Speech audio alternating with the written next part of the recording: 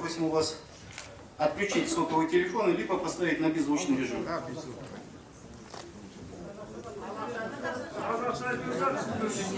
Құрметті көпшілікке қатысушылар, өтініш отырыс барысында бір-бірімізге кедергі жасамау мақсатында ұялы телефондарыңызды дауыссыз режимге ауыстырсаңыздар.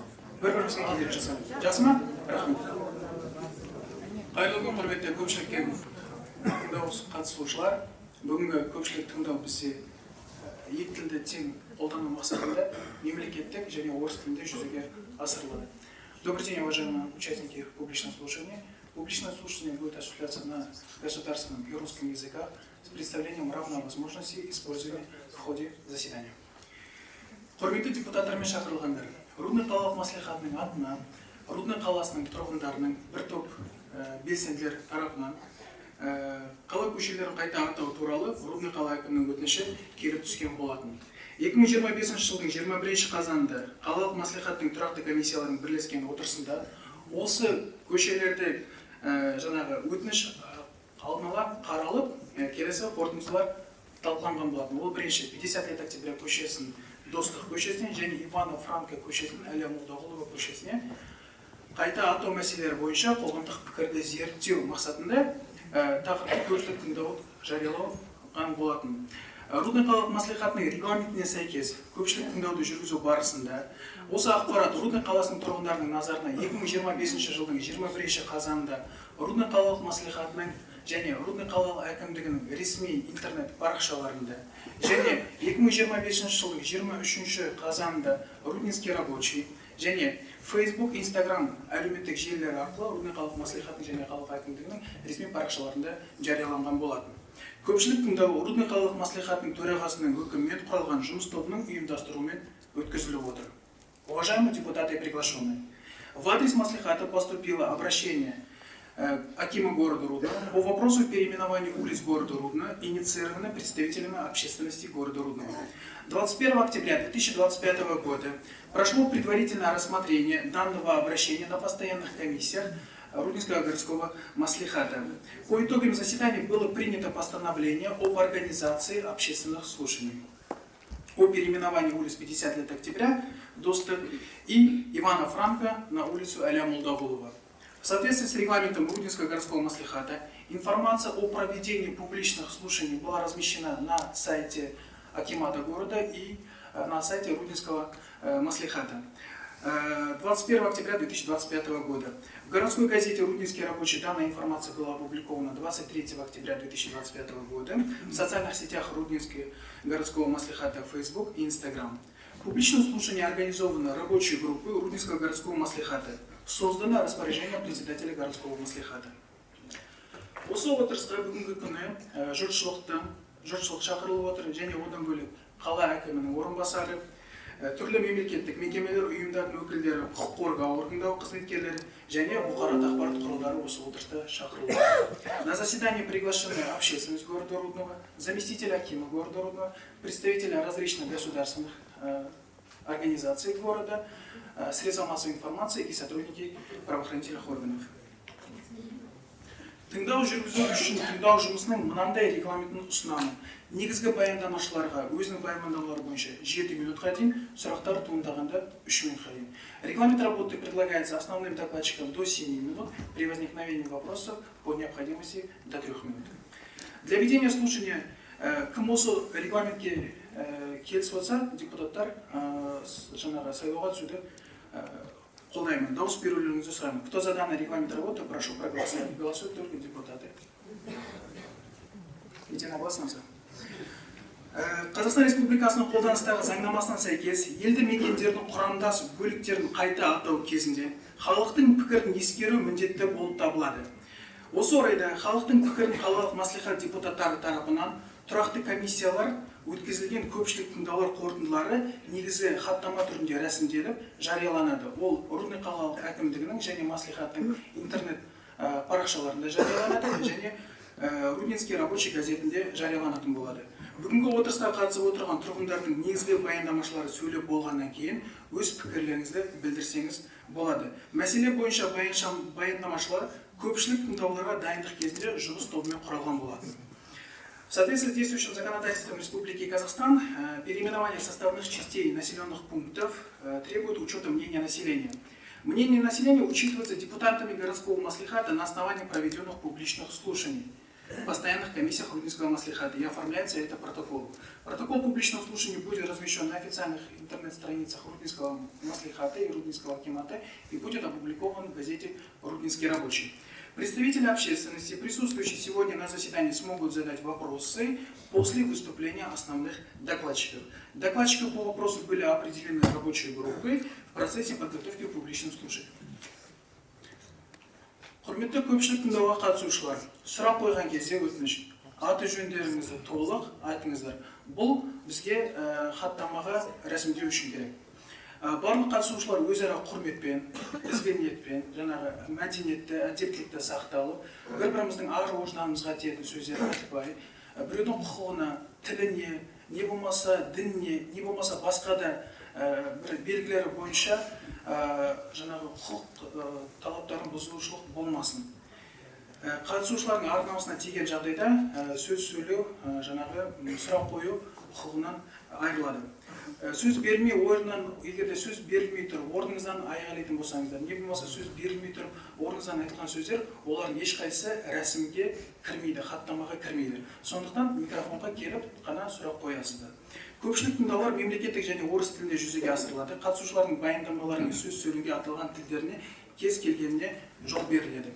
Және отырыс тәртібі бұзылған жағдайда төрағалық ретінде өзім бұзған адамның сөзін тоқтатып, залдан шығаруды талап етемін.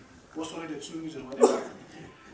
Уважаемые участники публичного слушания, прошу вас при постановке вопросов четко озвучить ваши фамилии, имя, отчество. Это нужно для внесения протокола. Прошу всех участников проявлять взаимное уважение, сдержанность, толерантность при выражении своих мнений. Напоминаю, что при обсуждении данного вопроса необходимо строго соблюдать нормы этики уважительного общения.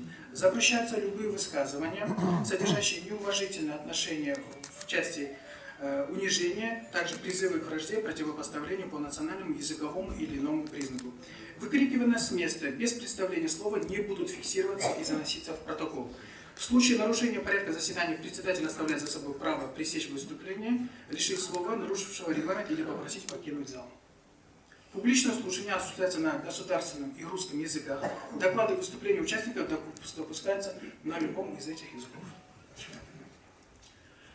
Енді 50 лет октября көшесінің Достық көшесіне және Ивана Франко көшесінің Әлия Молдағұлова көшесіне қайта атау туралы ұсынысты Рудный қаласының тұрғындарының бастамашылы тобы енгізген болатын. Қайта атау бойынша бастамашыл топ өкілдерінің бірі 50 лет октября көшесінде тұратын азамат Нұржан Манасұлы Күнзақты таңдауды ұсынды.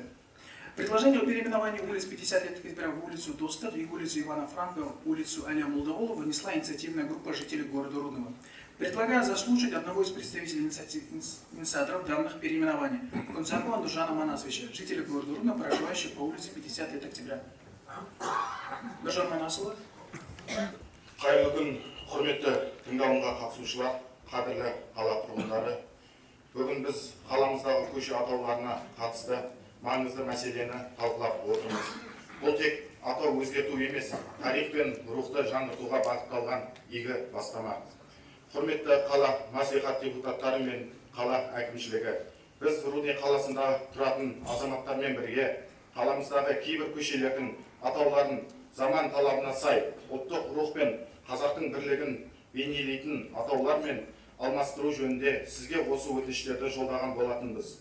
Біріншісі, Иван Франко көшесін Әлия Молдағұлова көшесі деп қайта атау туралы ұсыныс білдіреміз. Көше атаулары халықтың тарихи санасын қалыптастыруда, ұлттық құндылықтарды дәріптеуде және ерлерінің рухын құрмет көрсетуде маңызды рөл атқарылады. Иван Франко өзге халық үшін маңызды тұлға болғанымен қазақтың тарихы мен мәдениетіне тікелей қатысы жоқ. Ал Әлия Молдағұлова қазақтың ұлттық қаһарманы, ерлік пен отанға деген сүйіспеншіліктің символы. 1944 жылы небәрі 18 жасында ол жауынгерлерді шабуылға бастап, жаудың пулеметін жойып, отан азаттығы жолында ерлікпен қаза тапты. Оның батырлығы, шынайы патриотизм мен отан сүйгіштігі, жарық үлгісі, Әлияның ерлігі жас ұрпақты елін сүюге, өз тарихын құрметтеуге тәрбиелейді. Аталған көшеде еске алу және даңқ аллеясы орналасқан. Бұл батырлық пен ерлікті ұлықтайтын, тәрбиелік маңызы зор іс-шаралар өтетін рухани мәні жоғары орын. Сондықтан көшеге Әлия Молдағұлова есімін беруін ұрпаққа өнеге, аллеяның мазмұны мен үндес келетін әділетті шешім деп санаймыз. Екіншісі, 55 октября көшесін Достық көшесі деп қайта атау мүмкіндігін қарастыруларыңызды сұраймын. Бұл көшеде әртүрлі этнос пен мәдениет өкілдері, түрлі дін ұстанушылары тату-тәтті өмір сүруде. Арасындағы өзара құрмет, түсіністік пен ынтымақ, шынайы достық пен көрінісі. Осыған орай Достық атауы көшенің қазіргі рухын толық бейнелейді деп есептейміз. Жаңа атау қоғамымыздың негізгі құндылықтары бейбітшілік, ұлтаралық келісім, төзімділік және білікті айқындайды. Сондай-ақ ол мемлекеттік тілге, ұлттық мәдениетке деген құрметті арттырып, татулықтың символына айналарлығы сөзсіз. Қадірлі қауым, біз көше атауларын өзгертумен қатар жас ұрпаққа өнеге қалдырамыз. Бұл тарихқа тағзым, болашаққа бағыт. Сондықтан осы ұсынысымызды қолдап, қаламыздың рухын көтеретініміз шешім қабылдаймыз деп сенемін. Назарларыңызға үлкен рахмет.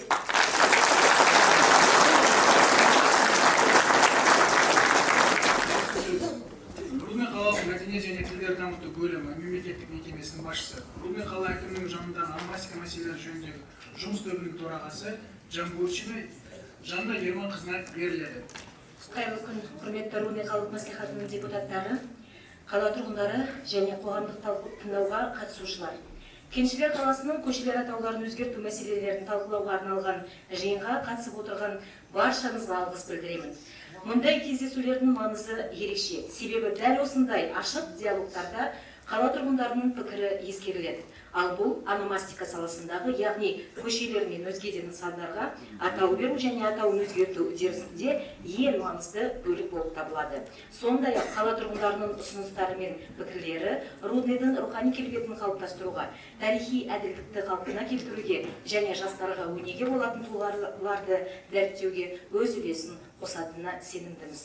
Позвольте кратко напомнить, что все процедуры переименования проводятся в строгом соответствии с законодательством Республики Казахстан, а именно Законом Республики Казахстан об административно-территориальном устройстве Республики Казахстан от 8 декабря 1993 года, статьи 10 и 11 данного закона определяют полномочия местных представительных и исполнительных органов в вопросах наименования и переименования административно-территориальных единиц и их составных частей. Статья 14.1 устанавливает порядок учета мнений населения соответствующей территории при наименовании и переименовании административно-территориальных единиц, составных частей населенных пунктов, а также при уточнении и изменении транскрипции их наименований.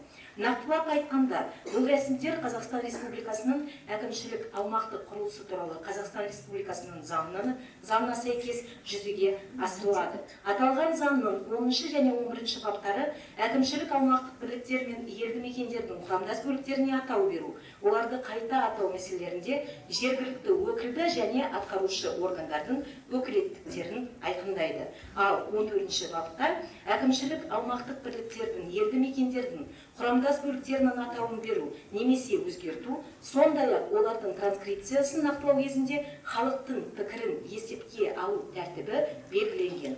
Осы бапты іске асыру мақсатында Қазақстан Республикасы және Мәдениет және спорт министрінің бұйрығымен әкімшілік аумақтық бірліктерге елді мекендердің құрамдас бөліктеріне атау беру, оларды қайта атау, сондай-ақ олардың атауларының транскрипциясын нақтылау және өзгерту кезінде халықтың пікірін есепке алу қағидалары бекітілді.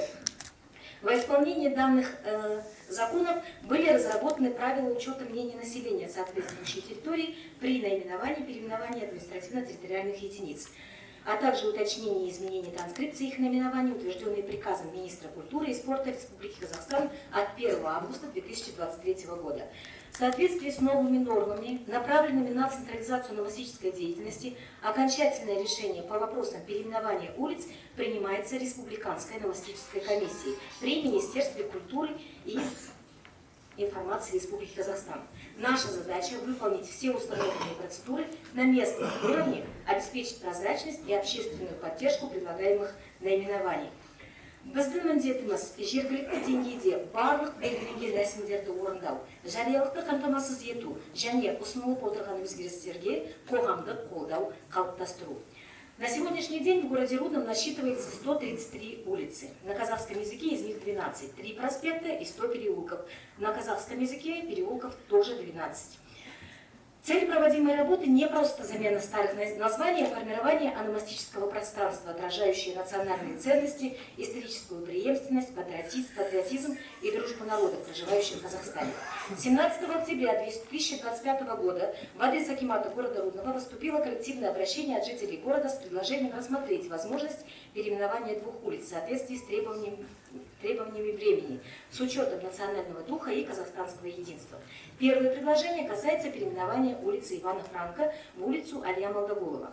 Имя Ивана Франка, безусловно, значимо для украинской культуры, однако оно не связано с историей и культурным развитием современного Казахстана. Общая протяженность улицы Ивана Франко, расположенной в границах от улицы Парковой до улицы Ленина, составляет 1390 метров. На ней расположены социально значимые объекты: торговый центр «Весна», оздоровительный комплекс «Умай», Рудненский историко-краеведческий музей, Центральная детская библиотека и автомойка «Люкс». Кроме того, на улице находятся 3 объекта историко-культурного наследия. Это боевая машина пехоты в память об участниках военных действий в Афганистане, обелиск славы участникам Великой Отечественной войны и статуя Владимира Ленина. В 2022 году проведена масштабная реконструкция аллей, уложена брусчатка, разбиты цветники, установлены скамейки, обеспечено качественное освещение. Алия Молдогулова – национальная героиня, герой Советского Союза, уроженка Казахстана, символ мужества и любви к родине. В 18 веке она героически погибла, сражаясь за свободу Отечества, и ее подвиг стал примером патриотизма. Улица, на которой расположена аллея памяти и славы, достойна носить имя такой великой личности, что станет важным воспитательным моментом для подрастающего поколения. Имя Алии Молдогуловой включено в перечень Тарихи Тугалар, перечень исторические личности, сформированный в 2019 году с учетом предложений местных исполнительных органов, представителей интеллигенции и других физических и юридических лиц. Список постоянно обновляется, это раз в 2 года, с учетом предложений местных исполнительных органов, местных жителей, актуализируется Республиканской новостической комиссией в соответствии с требованиями времени. Второе предложение – переименование улицы 50 лет октября в улицу Достык. Улица 50 лет октября появилась на карте Рудного 3 ноября 1967 года в ознаменовании 50-летия Великой Октябрьской социалистической республики, революции. Улица, проходящая между микрорайонами 16 и 18, было присвоено наименование 50 лет октября. Общая протяженность составляет 4500 метров, расположена в границах улиц Парковой и Транспортной, отремонтирована, имеет хорошее освещение, проведены работы по благоустройству и восстановлению асфальтового покрытия. Это одна из центральных улиц города Рудный. На улице 50 лет октября расположены социально значимые объекты. Это социально-гуманитарный колледж имени Ибрагима Царина, Рудненский индустриальный университет, общеобразовательная школа имени Ахмета Байтусынова, библиотека филиал номер 8, городская поликлиника, торговый комплекс «Мебель Парк», Европа, фирма «Арасан» и так далее. Название 50 лет октября относится к категории идеологически устаревших. Предложенное новое название «Достык» в переводе с казахского «дружба» символизирует единство и согласие между представителями различных этносов, проживающих на улице в нашем городе в целом. Слово «Достык» входит в перечень «Дастурлы Атаулар», традиционные наименования, подготовленными рекомендованными Министерством культуры и спорта. Такое название полностью соответствует ценностям мира, дружбы и взаимопонимания, заложенным в государственной политике Казахстана. Все поступившие материалы были изучены рабочей группой по вопросам ономастики при акимате города Рудного, единогласно поддержаны членами группы, как соответствующие действующему законодательству и ономастическим принципам, и были направлены на рассмотрение Рудненского городского маслихата. Сегодняшние публичные слушания проводятся в целях учета мнения жителей города в соответствии с требованиями отраженными в протоколе постоянных комиссий Рудинского городского маслихата. В течение 7 рабочих дней будут опубликованы в средствах массовой информации, распространяемых на территории города Рудного, а также на официальных интернет-ресурсах акимата и маслихата.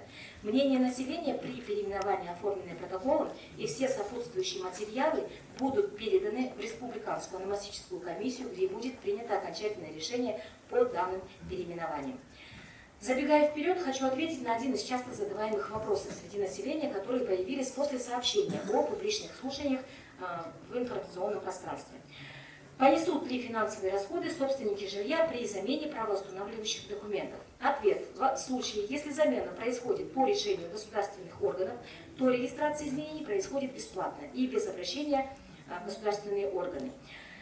Затраты потребуются из бюджета только при установке адресных табличек и указателей, которые пройдут в рамках текущих расходов бюджета. Яғни ағымдағы бюджеттік шығындардың ортасында, аясында ешқандай қосымша шығынды талап етпейді.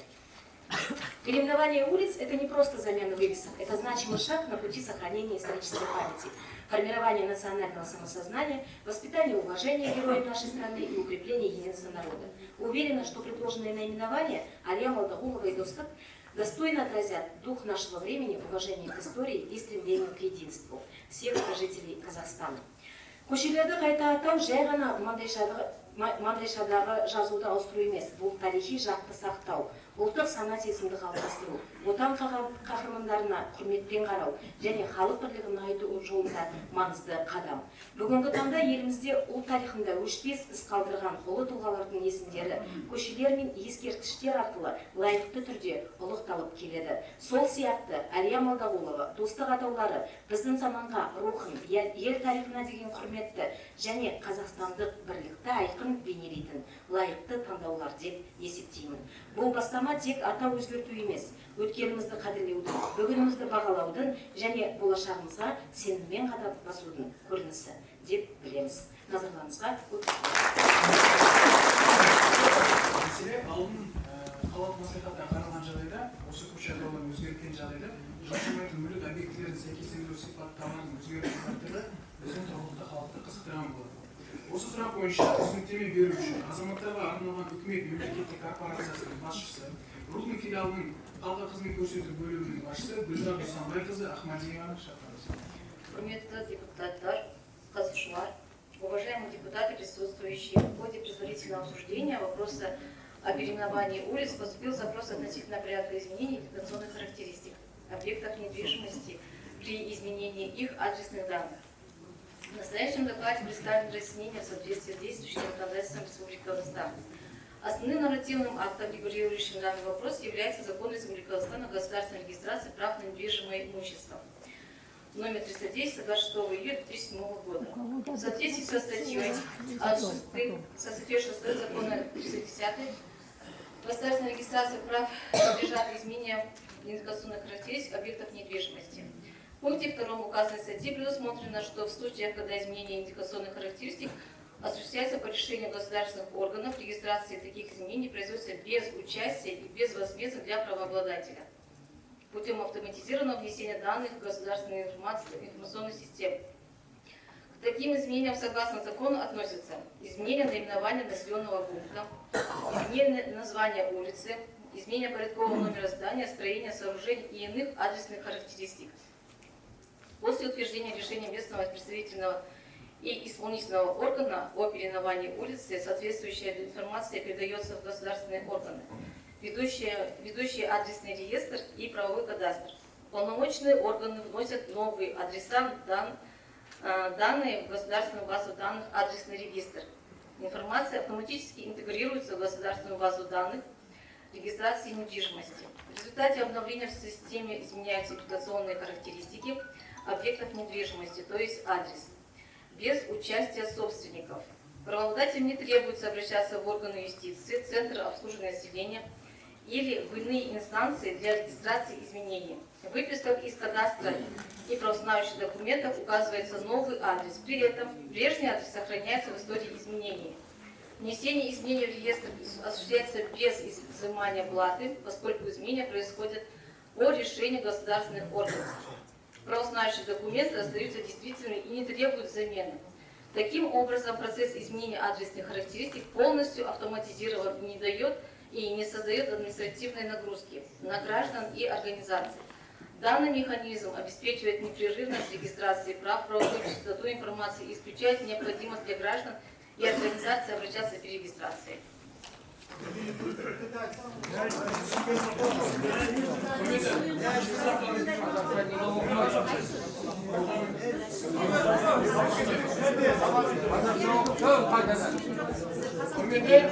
Құрметті көпшілік тыңдауға қатысушылар. Тағы да ескертем. Регламентті жариялаған барысында сіздерге айтқан болатын. Тіл мәселесі бойынша озбыр жүргісі екі тілде жүзеге асырылады. Мемлекеттік тілде және орыс тілінде. Сөзімді бөлмеңіздер, тыңысталыңыздар. Мұқият тыңдаған болсаңыздар, баяндамашыларға да екі тілдің қайсында баяндау құқығы берілген болған. Енді мен сізге қысқаша баяндамашының айтқан түсіндіре кетейін. Сен алдап отырсың ғой адамдар. Сізге қазақ тілінде оқу келеді ғой. мен сізге сөйлеу құқығын берген жоқпын. Доса тұрыңыз. Қазір сізге да түсіндіріп отырмын. Регламентте осы жерде бірнеше емес бірнеше ақпарат құралдары отыр. Қарасаңыз кейін артына қарап шықсаңыздар болады. Сондықтан осы сұраққа мәселеге қайталап. Қазақ тілінде қазір сіздерге қысқа нұсқа мәлімдеме береді. Жақсы ма?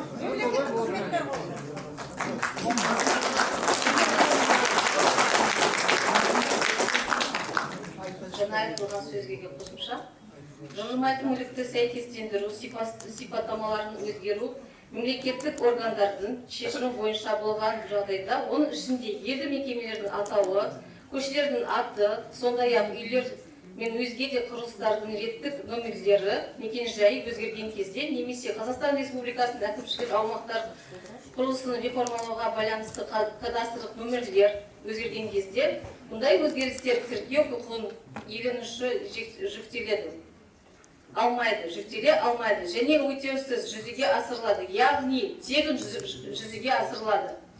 Жылжымайтын мүліктік сәйкестендіру сипаттамалары мемлекеттік органдардың шешімі бойынша, оның ішінде елді мекемелердің атауы, көше аттары, сондай-ақ ғимараттар мен өзге құрылыстардың реттік номері, мекен-жайы өзгерген кезде болған өзгерістердің мемлекеттік тіркеу мемлекеттік ақпараттық жүйелерді интеграциялау арқылы жүзеге асырылады.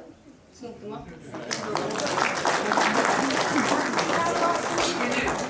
Құрметті көпшілік тыңдауға қатысушылар, тағы да сіздерді тәртіпке сақтаңыз. Бұл бірінші мәселе. Екінші мәселе, егер де жүріс сақтағаныңыздар. Екінші мәселе, кішкене сабыр сақтағандарыңызда жалпы тілмен мен қазақшалап түсіндіреді.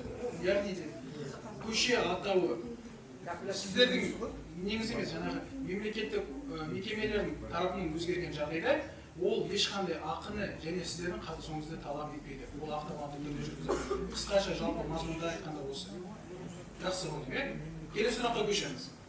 Рудный индустриалдық университетінің металлургия және тау кен жоғары мектебінің аға оқытушысы, саясаттану ғылымының кандидаты Радик Хамитұлы Тәжібаевты тыңдауды ұсынамын. Радик Хамитович қоғамдық саяси процестер саласындағы ғылыми және практикалық құзыреттіліктерге және ономастикалық өзгерістердің маңыздылығын ғылыми негізі беретін тұлға ретінде шақырып отыр. Предлагаю заслушать Тажибаева Радика Хамитовича, старшего преподавателя Высшей школы металлургии и горного дела Рудненского индустриального университета.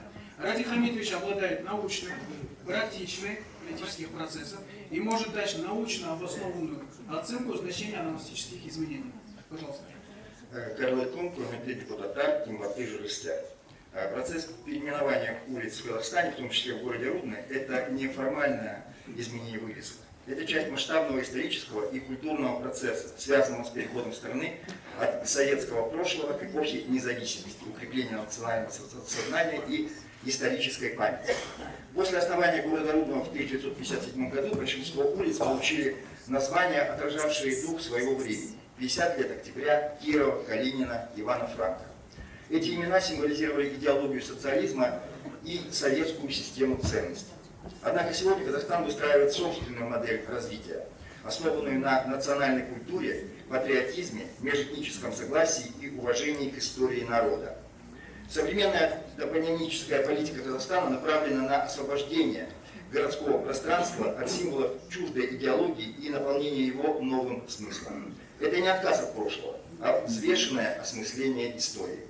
Переименование улиц – важный элемент духовного возрождения, отражающий путь страны к укреплению независимости и самобытности.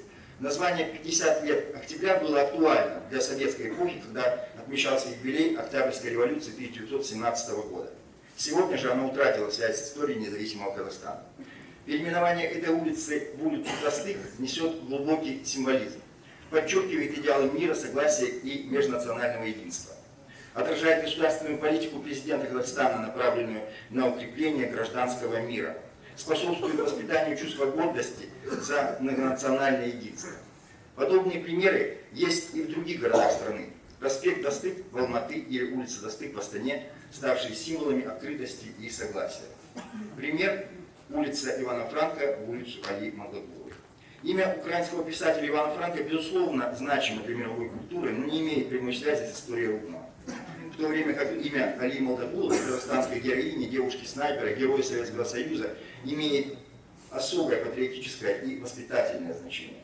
Ее подвиг – это символ верности Родины, мужества и духовной силы. Назвав улицу ее именем, мы передаем молодому поколению ценности патриотизма и гражданской ответственности. Важно отметить, что переименование улиц – мировая практика, сопровождающая процесс национального обновления и деколонизации. Польша после 1989 года провела масштабную деколонизацию топонимики. Более 1200 улиц, названных в честь деятелей коммунистического режима, получили новые имена, отражающие польскую идентичность. Литва, Латвия и Эстония после восстановления независимости убрали из городов названия, связанные с советской армией и партийными лидерами, заменив их именами национальных героев, писателей и культурных деятелей. Грузия переименовала центральные улицы Тбилиси, вернув им исторические названия, чтобы восстановить связь с национальными традициями. Даже в Западной Европе подобные процессы происходили после Второй мировой войны. Германия избавилась от топонимов, связанных с нацистским прошлым. Эти примеры показывают, что переименование – это не только политический, но и культурно-нравственный шаг, направленный на формирование коллективной памяти и национального достоинства. Таким образом, переименование улицы Рудного – часть общей тенденции Казахстана по обновлению общественного пространства и укреплению исторической справедливости. Это шаг к тому, чтобы каждое название несло смысл, вдохновляло, воспитывало и объединяло.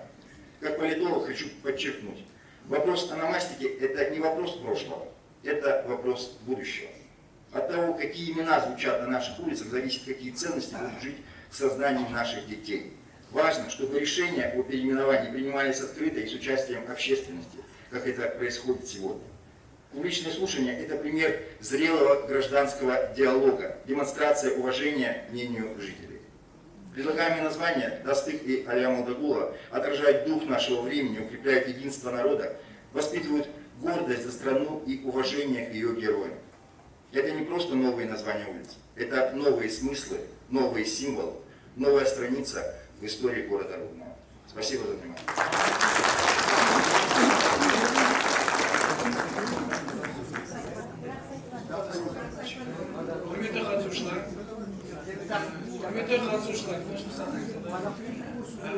Ивана Франко көшесін Али Магдагулова көшесіне ауыстыру туралы құрметті кішкене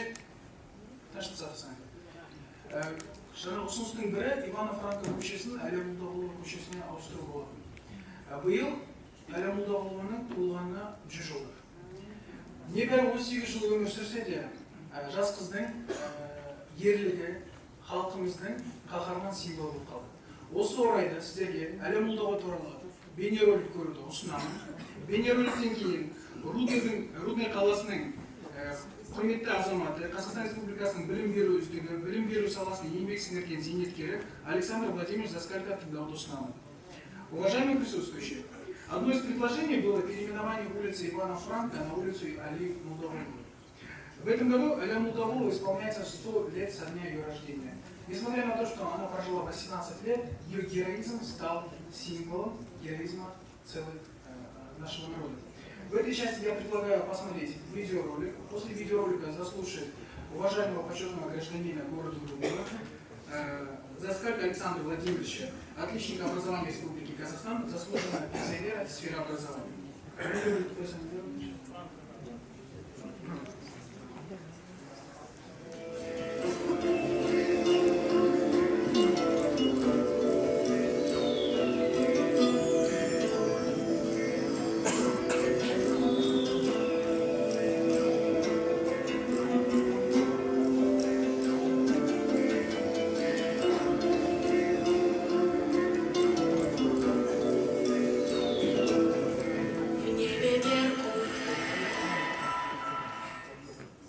Здравствуйте, вы смотрите проект студии «Старт» от Амура «Наследие». Все, что мы получаем в наследство, мудрость поэтов, открытие ученых, подвиги батыров.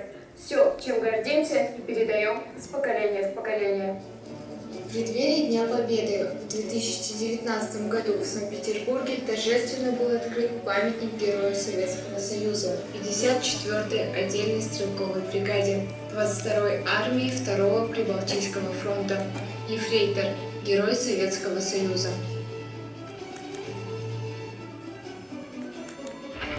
Алия Молдагулова родилась 25 октября 1925 года в ауле Булак, ныне Хобдинском районе Актюбинской области, Казахстан. Еще ребенок переехала в Москву, взяв с собой Алию. А через несколько лет они переехали в Ленинград. Бомбы врага падали на город. Вместе с другими Лия дежурила на крышах домов, помогала тушить зажигалки, бежала на помощь раненым, разбирала многочисленные завалы. Увидев первую кровь, Лия убежденно сказала: «Лично хочу стрелять в сердце убийц». В октябре 1942 года Алия Молдагулова подала заявление в Рабоче-христианскую Красную армию с просьбой отправить ее на фронт. Я из Ленинграда. Наш город окружили враги, сбрасывают бомбы, обстреливают из орудий. Там голод. Я должна идти на врага. В декабре 1942 года после настойчивых просьб ее зачислили в школу инструкторов снайперского дела. В те же дни зародилась дружба двух девушек – Лии и Надежды Матвеевой. Впоследствии Надя стала напарницей Лии. Вместе они совершали вылазки в снайперские засады. В редкие свободные минуты Алия писала письма своей родственнице, почти ровеснице Сапуре. Копии этих писем ныне хранятся в средней московской школе номер 891, находящейся на улице Молдагуловой. Дорогая Сапура, я буду представлять, будто живу вместе с вами, там, в родном Казахстане. Ох, как хочется повидаться, побывать в родном ауле. Но ничего, придет час, когда мы будем праздновать нашу встречу, возвращение на родину и победу. Все вместе. Эти строки написаны Алией незадолго до ее выпуска. Как отличнику учебы, ей предложили остаться инструктором в снайперской школе. Не согласилась. Категорически настаивала на отправке в действующую армию. Лия училась настойчиво, упорно. За отличное окончание школы ей было присвоено звание ефрейтора. И вот новая весточка, датированная концом июля 1943 года. Привет с дороги. Добрый день, Сапура. Не знаю, когда дойдет до тебя мое письмо, но все же спешу сообщить последние события в моей военной жизни. Сейчас нахожусь в пути. Выехали позавчера, и сегодня думаем быть уже у цели, но точно неизвестно. Куда я держу путь, думаю, и так поймешь. Но тужить об этом, прошу тебя, не надо. Я сама попросила послать меня на фронт, хотя оставляли в школе еще на некоторое время. На жизнь не жалуюсь, провожания были чудесные. И едем тоже прекрасно. Но есть на сердце грусть, потому что не пришлось повидаться с тобой, с малышами, с тетей и вообще с родными. Очень прошу, напиши тете о моем отъезде, что чувствую себя прекрасно, настроение хорошее. Пусть не расстраивается. Передай, что я очень прошу быть ласковой с малышами. Пусть она воспитывает их честными, смелыми, преданными народному делу и особенно любящими людей. Хотелось бы еще о многом поговорить, но всего не напишешь. До следующих писем. Алия. В начале августа 1943 года девушки-снайперы прибыли на Северо-Западный фронт, где ей предстояло продолжать службу и начинать боевую работу. В батальоне воевали и казахи. Алия сразу же по прибытию взяла над ними шефство. Читала газеты, стихи знаменитого земляка, известного всей стране Акана Джамбула, разъясняла тем, кто слабо знал русский язык, положение военной присяги, уставов, писала письма на родину. Доброта и отзывчивость были, наверное, врожденными качествами Алии, а мужество и стойкость она воспитала в себе сама. Беспощадно бить врага до полной победы. Этой собственной клятве она следовала всегда. Когда наступили осенние, а потом и зимние холода, старшина с трудом смог приодеть снайпера Молдогулову. Что не предлагал вначале, не подходило. Слишком уж ростом не вышло. Пришлось ушивать, укорачивать. Маленькая, хрупкая девушка быстро стала заправским бойцом. Хоть и берегли снайперов на фронте и старались ими особо не рисковать, но в разных переделках побывали они. Приходилось и в атаку ходить, и в разведку. Как-то Алия, отправляясь с разведчиками за языком, надела крестьянскую одежду и проникла в расположение врага. В крайнем доме, куда она зашла, пировали 2 немецких офицера. Одного, схватившегося за пистолет, уложила первым же выстрелом, а второго, поднявшего руки, привела к товарищам, прикрывавшим ее. Пленный дал нашему командованию ценные сведения. В другой раз, участвуя в групповой разведке, она в тылу противника первая обнаружила немецкий миномет, подползла к нему и забросала гранатами. За смелые и умелые действия Алию представили к награде. Дорогая сестренка, сейчас мы находимся на переднем крае. Письмо пишу в глубоком окопе. Вокруг много деревьев. С немцами встречаемся лицом к лицу. У меня на голове каска, за поясом граната, в руках винтовка. Фрицев не жалею, а вначале немного волновалась. Утром на линейке наш командир вызвал меня на 3 шага вперед. Он говорил так: снайпер Лия Магдагулова за 3 дня убила 14 фашистов. За этот подвиг от имени командования объявляю благодарность. Потом перед людьми он меня поцеловал, как сына. Я покраснела от стыда. До свидания, встретимся с победой. Целую, Лия. Лия била врага без промаха, не выпустила винтовки и тогда, когда осколок снаряда впился ей в руку. Она сама сделала себе перевязку, а когда оптический прицел был разбит, взяла автомат и продолжала разить неприятеля. Она 6 раз поднимала бойцов своей роты в атаку. Советские воины ворвались в траншеи противника, умело действуя винтовкой и гранатой. Лия уничтожила 10 врагов. На следующий день жаркий бой разгорелся и за другой населенный пункт. Лия снова увлекла за собой наших воинов. Первой ворвалась в укрепленный опорный пункт врага и лично уничтожила 12 немецких солдат. Противник трижды переходил в контратаки. При отражении одной из них Лия уничтожила из автомата еще 28 врагов. Дорогая сестренка, не удивляйся, если долго не будет от меня писем. Пиши на этот адрес, ты узнаешь причину. Передай от меня привет дяде, тете и всем родственникам. Если увидишь, то поцелуй за меня малышей. Пиши чаще о своем здоровье, о жизни. Писать больше не буду, так как всю душу не изложишь. Пиши только, дорогая, часто-часто. Целую, Лия. Этот треугольник оказался последним. На следующее утро она шла в первых рядах наступавших на деревню казачиху. Противник во что бы то ни стало хотел удержать этот пункт. Шквальным огнем из всех видов оружия встречал он штурмующие цепи наших подразделений, но ничто не могло сломить упорство советских воинов.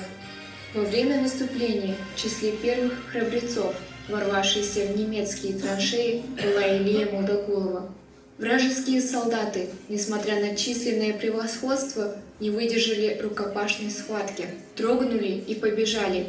Лия, разгоряченная боем, преследовала их. В узкой траншее на нее бросился немецкий офицер. Лия не растерялась, хотя силы были и неравными, она вступила в единоборство. Изловчившись, вскинула автомат. Почти одновременно раздался пистолетный выстрел. Пуля попала в грудь. Через несколько часов Лия Молдогулова скончалась. Указом Президиума Верховного Совета СССР от 4 июня 1944 года ефрейтору Молдагуловой Алие было посмертно присвоено звание Героя Советского Союза.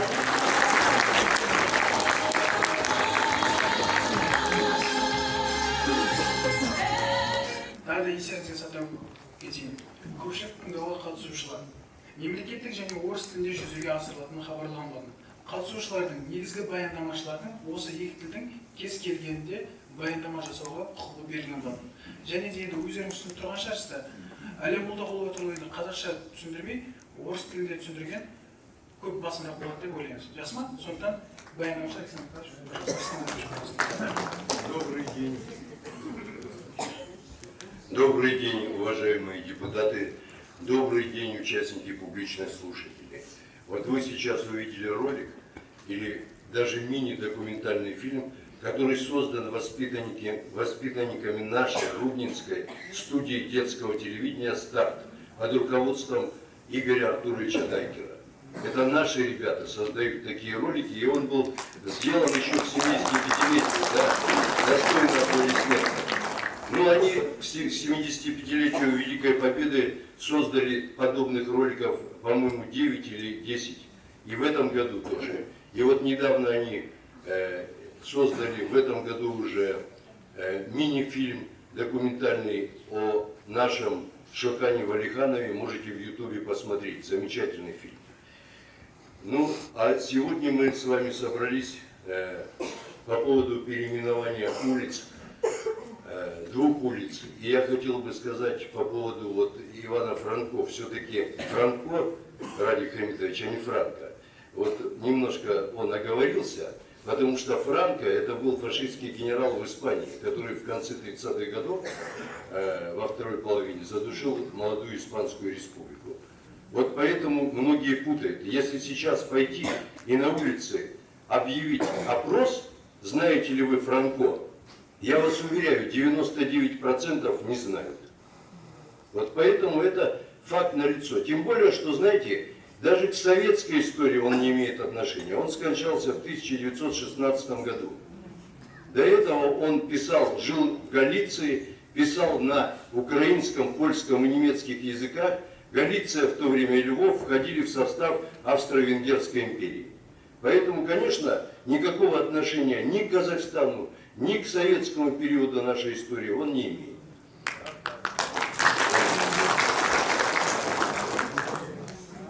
Вынося на обсуждение вопрос о переименовании улицы в честь Героя Советского Союза Алии Молдагуловой, мы говорим с вами не просто о смене таблички или названии на карте. Мы говорим о восстановлении исторической памяти, о воспитании гражданского самосознания и национальной гордости. Алия Молдагулова – это имя, которое звучит как символ мужества, любви к родине и самоотверженности. Родившаяся на казахстанской земле, она добровольно ушла на фронт. Заметьте, в 17 лет она подала заявление.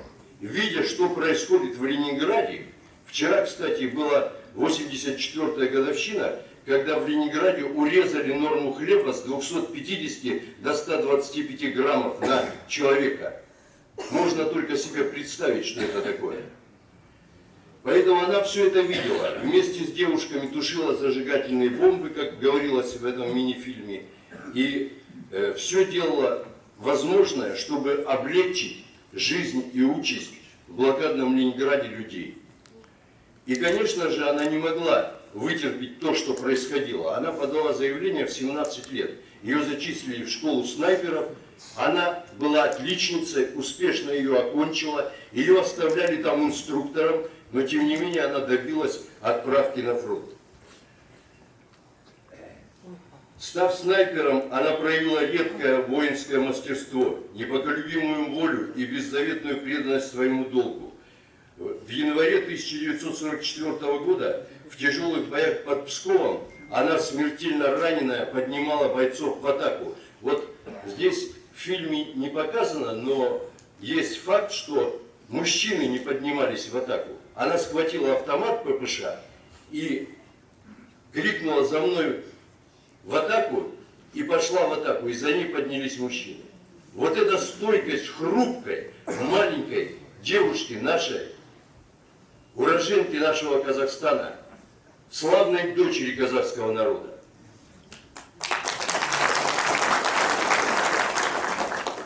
Она этим самым принесла победу своему подразделению и ушла из жизни совсем юной. Ей было только 18 лет, заметьте, это 25 октября 25 года она родилась. Кстати, в день нашей республики, что символично, что родилась она в день нашей республики 25 октября, а погибла, вернее, извиняюсь, не погибла, а было присвоено звание, высокое звание Героя Советского Союза 4 июня 1944 года в день символов Республики Казахстан. Опять же, символизм какой. Для нас, педагогов, имя Алии – это пример истинного служения народу. Мы воспитывали и продолжаем воспитывать молодежь на ее примере, потому что в облике Алии образ новой казахстанской женщины, смелой, сильной духом, любящей свою землю. Вот перед 9 мая, в преддверии, я был в 10 учебных заведениях по теме «Вклад казахстанцев в общую победу в Великой Отечественной войне». Вот в 7-й школе вот сидит Кымбат Исламбековна, был как раз первый, вместе с Салимгиреем Султангазиевичем мы были. И везде, где я задавал вопросы, назовите героев Великой Отечественной войны. В первую очередь называли Алию Малдагулову. Даже там, где других не знали. Ну и, конечно, наших героев-кустанайцев, которые тоже внесли огромный вклад. Но в первую очередь, еще раз повторяю, там, где я был и в детском доме, и в школах, и в колледжах, и везде называли в первую очередь имя Алии Малдагуловой. Сегодня особенно важно укреплять духовные и моральные основы общества.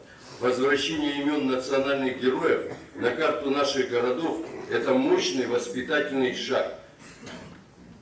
Прозвучало здесь, в этом фильме, но не прозвучало то, что ее имя носят улицы и в Санкт-Петербурге, и в Москве, и школы носят в Санкт-Петербурге и в Москве имя нашей Алии Малдагуловой. Здесь только показано было открытие памятника.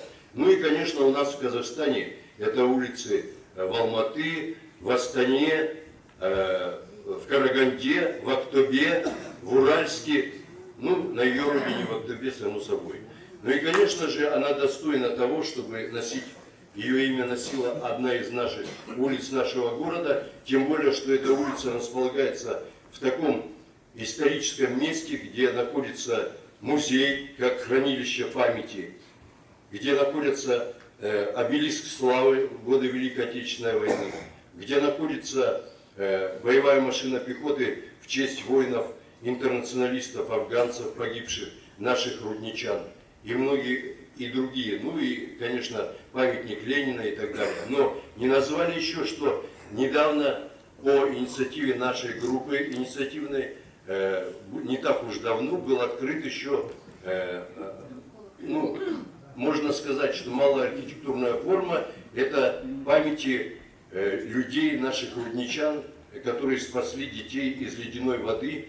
5 ноября этого года как раз исполнилось 30 лет подвигу этих людей. Они ценой своей жизни спасли 5 детей.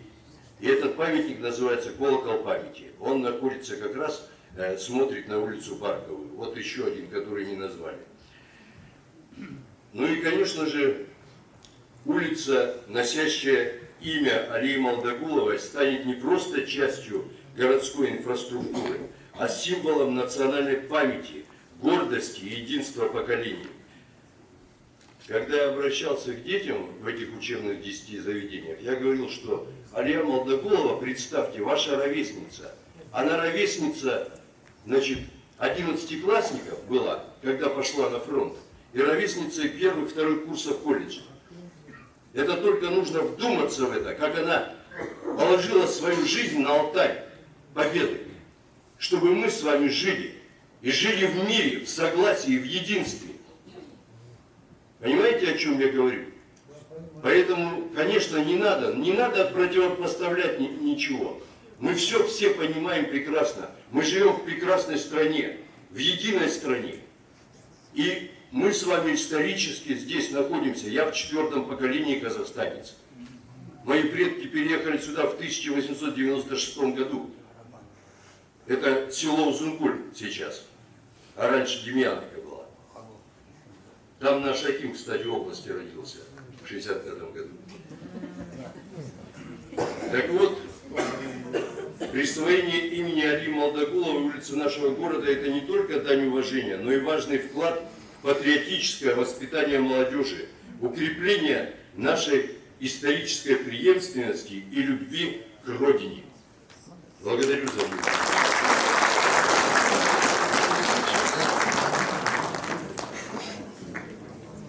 Келесі сөзді қаламыздың құрметті азаматы, Рудный қаласының ардагерлер ұйымының басшысы, алғашқы тұрғындардың бірі Сәргерей Султанғазыұлы Бексеевке бергім келеді. Считаем важным услышать мнение старшего и молодого поколения нашего города Рудного, представляя слово почетному жителю города Рудного, проживающему в городе с момента его основания, руководителя Рудынского городского филиала Организации ветеранов Сәргерей Султанғазыұлы Бексеев. Қайырлы күн, құрметті руднылықтар, депутаттар отасы. Біз бүгін мағыналы терең болашаққа бір үлкен қадам жасайтын шешім қабылдауымыз қажет. Ол қаламыздың көшелеріне заманға сай, еліміздің саясатына сай жаңа аттар беру мәселесі. Сегодня на обсуждение горожан вынесен вопрос о переименовании 2 улиц нашего города, и дискуссия об изменении названия населенных пунктов и улиц имеет начало со времен распада Советского Союза и продолжается, наверное, по сей день. За последние 30 лет страна изменилась в другой общественный уклад, новое мировоззрение и новое восприятие событий и личностей далеких времен. Я ранее уже, как сказали, 70-летним старым, и на моих глазах строился и хорошо наш город, строились и новые дома, сносили старые. Некогда современные широкие многоэкранные кинотеатры, которые мы когда-то хвалили, поменяли свое назначение, отказываются от стационарных телефонов, переходим на смартфоны, открываем новые комфортные школы. И считаю, что новое название этих улиц – это веление времени. Ведь мы тоже когда-то меняли название улиц на свои звонкие имена. В нашем многонациональном Казахстане дружба и согласие между людьми разных культур – фундамент государства. И название «Доступ» отражает дух и согласие наших родичан. В год 80-летия Победы в Великой Отечественной войне увековечивание имени всем известной Али Малдагуловой, как сегодня уже говорили об этом, Герои Советского Союза, дань уважения к памяти, мужеству и патриотизму наших казахстанцев. Дорогие рудничане, предлагаю изменения, отражающие современные изменения ведения наших ценностей. Призываю вас поддержать переименование улиц в нашем городе и сделать этот шаг в будущее. Бүгін жасап жатқан қадамымыз құтты болсын.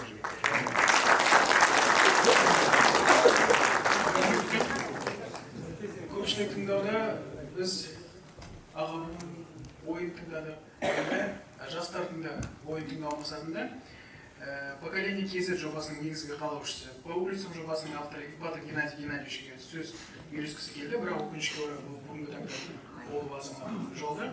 Сондықтан ол бізге өзінің бейнехабарламасын жолдаған болатын, сол бейнехабарласымен танысты. Сегодня на публичном слушании очень хотел выступить наш представитель молодого поколения, рудничанин, основатель поколения КЗ, основатель проекта по улицам Ипатов Геннадий Геннадьевич. Но, к сожалению, присутствует здесь не смог в связи с отъездом, но представил нам свое видеообращение. Пожалуйста. Салем, достар! Приветствую вас, дорогие рудничане из прекраснейшего, древнейшего, но, к сожалению, погруженного в смог города Агра. Путешествуя по другим странам мира или по удаленным уголкам нашего родного и любимого Казахстана, частенько я задумываюсь об одной достаточно простой мысли, которую некоторые не хотят принимать. Мысль звучит так. Времена меняются, эпохи сменяют друг друга, и это абсолютно нормально. Если вы думаете, что вопрос, поднятый в Рудном, является уникальным и такого никогда не было, нет, дорогие друзья, это было во всех странах мира. Улицы меняются, меняются названия городов, даже меняются названия государств. Поэтому ничего уникального нет. Теперь по поводу непосредственно ситуации в Рудном. Мне нравится идея переименования улицы 50 лет октября, полностью поддерживаю, нравится название, оно всем понятно, всем приятно и достаточно хорошо отражает действительно актуальную тему того, чтобы между нами всегда была та самая дружба, и мы понимали друг друга. И еще есть вот такая мысль. Если для кого-то этот вопрос является принципиально важным, почему бы нет? Лично для меня принципиально важно, чтобы мой город развивался, чтобы в городе росла промышленность, чтобы в городе появлялись классные общественные пространства и тому подобное. И отвлекаться по такому поводу от действительно важных вещей, мне кажется, не стоит. Поэтому я считаю, что городская администрация поступает правильно. Мы должны решить этот вопрос прямо сейчас и больше к нему, скажем так, не возвращаться и продолжать работать на благо города. Это мое личное мнение. Желаю всем удачи, желаю всем хорошей погоды. Ну и еще раз немножко покажу вам красоту.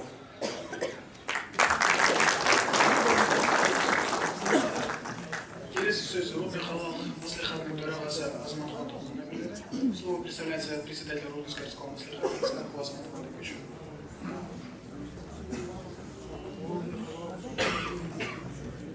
Уважаемые депутаты, присутствующие жители города, принимающие участие в публичных слушаниях. Вот уже около месяца ломаются копья в социальных сетях, в средствах массовой информации вокруг переименования улиц нашего города. Высказываются различные мнения, даже порой доходит до чуть ли не оскорбления. Однако хочу напомнить, что есть определенные процедуры, регламентированные законодательством Республики Казахстан, в том числе регламентом, который был принят сегодня на депутатами. И данные публичные слушания как раз то, о чем я говорю. Здесь можно высказать свою точку зрения, но не нарушающее законодательство, не оскорбляющее честь и достоинство другого гражданина, имеющего такие же права и обязанности. Еще одна очень важная вещь, по моему мнению, это то, что мы с вами будем обсуждать единственную на данный момент инициативу по переименованию. Улица 50 лет октября в Достык и улица Ивана Франко в улицу Алию Молдогулу. Так как других документов с предложением нет.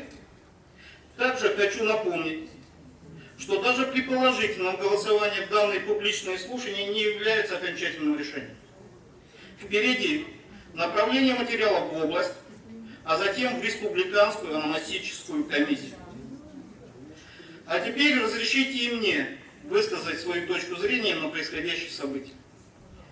Любое современное государство, по моему мнению, зиждется на трех равнозначных китах. Подчеркну, равнозначных. Это экономика, социальная политика и идеология. Невозможно развиваться, делая акцент только на одном из них.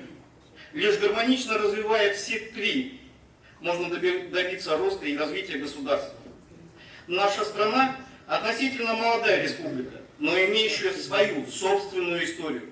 От первооснователей казахского ханства, ханов Женебека и Керея, великого хана всех трех жузов Аблая, последнего хана казахского ханства Кенесары, борцов с русским империализмом Мухамбета Мутемисова и Амангельда Иманова, идеологических отцов казахской независимости Алихана Букихана, Маржакупа Дулату, Ахмета Батурсыну, советских казахских писателей Сакена Сейфуллина, Мухтара Ауэзова, академика Куаныша Сарпаева.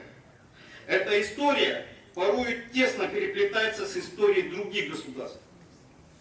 Но история – это основной маяк, который подсвечивает нам путь в будущее нашей страны.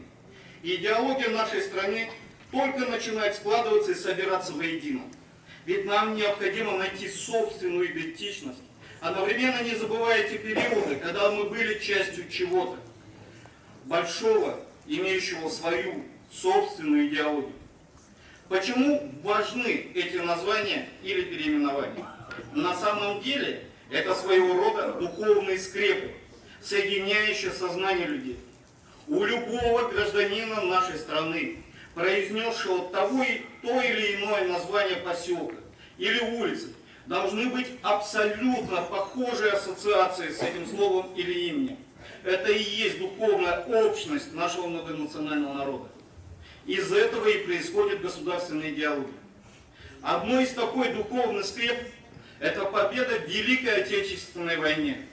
Война, унесшая миллионы жизней, война, подчеркнувшая героизм и самопожертвование всего советского народа.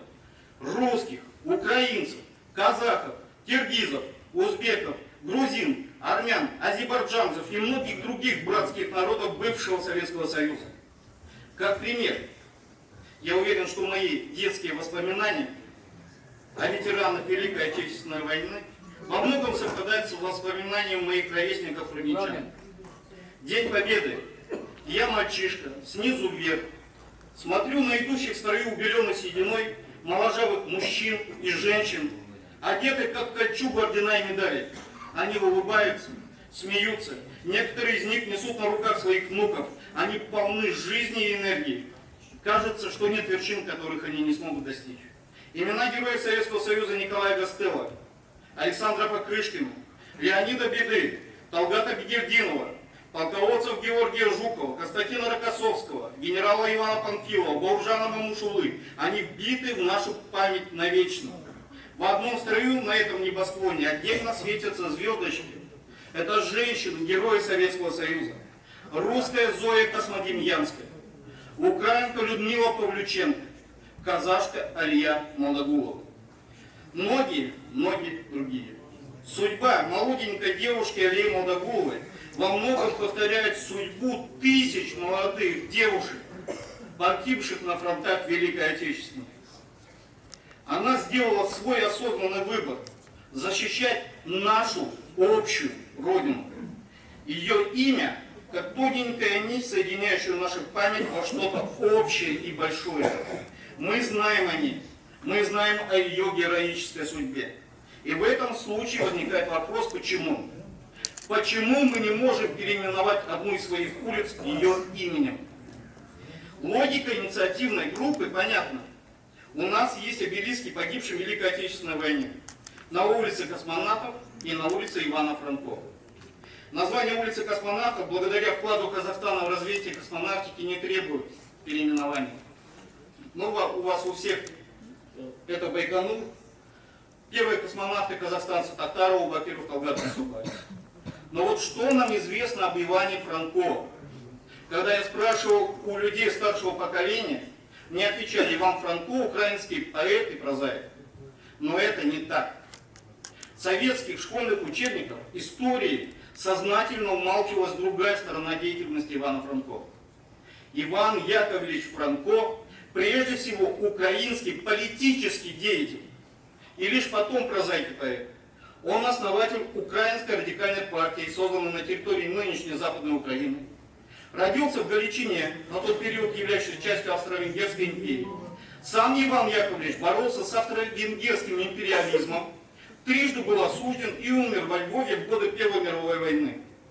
Его политические взгляды во многом совпадали со взглядами радикального крыла народовольцев. Он поддерживал террор как одну из форм политической борьбы. И возникает вопрос, какое отношение он имеет к истории Казахстана, к истории нашего города. Ведь он даже не был здесь и смутно представлял, где это. Безусловно, его деятельность заслуживает внимания. Но, наверное, внимание не у нас, а в другой стране. Еще одна скрепа, которая соединяет нас, это дружба Толстых. История нашего Кустанайского региона, нашего города тому доказательство. Вспомните 50-е, 60-е годы прошлого века, когда тысячи молодых ребят и девчат приехали к нам в казахстанскую степь поднимать целину. Трудовой подвиг этих ребят впечатан в историю нашего независимого Казахстана. Появились поселки, дороги, вспаханные пашни, где когда-то простиралась Великая Казахская степь. В жизни казахов, как и в жизни приезжих ребят, появились новые блюда, праздники, обычаи, наурыз, бешбармак, Пасха, борщ. Мы научились ценить все это, и это стало частью нашей простой и обыденной жизни. Смешанные браки, дружные застолья, общие интересы и хобби за эти годы сблизили нас. Азамат Кович, прошу прощения. Құрметті көпшілік тыңдауға қатысушылар, тағы да сіздерді өтініш тыныштық сақтауға шақырамын. Кішкене түсінемін, дұрыс отырыңыздар өтініш. Өтініш, тыныштықты сақтаңыздар. Регламент болса, Смешанные браки, дружные застолья, общие интересы и хобби за этим удостоверителем нас – это наша великая сила. Мы с вами должны сберечь то, что наши родители, деды наживали годами эти связи и эту общедуховную близость. Кто из жителей села Алексеевка, аула Сарубай, мог предполагать, что в скором времени на их месте возвысится новый город? А ведь это заслуга наших первостроителей. Они, как никто, понимали суть самой настоящей дружбы и взаимовыручки. Название 50 лет октября, будем откровенно, устарело. Улица названа в честь юбилейного года Великой Октябрьской революции, которая почему-то празднуют в ноябре, всегда вызывала во мне какой-то диссонанс. В юбилейные годы советская власть всегда пыталась преподнести правящей коммунистической партии какие-либо события или достижения. Сейчас же, вбивая поисковую строку в интернете празднование 50 лет октября в городе Рудном, ожидая увидеть, в честь какого события была названа улица в городе, на первом месте стоит Командар Масимович. Праздники в кафе «Приз». На улице 50 лет октября. Поэтому, уважаемые участники публичных слушаний, уважаемые депутаты, я всеми руками за начало этой огромной работы по переименованию улиц нашего города. Еще раз обращаюсь к вам, уважаемые коллеги. На вас огромный груз ответственности, но и одновременно перед вами шанс войти в историю нашего города. Я уверен, вы сделаете правильный выбор. Спасибо за внимание.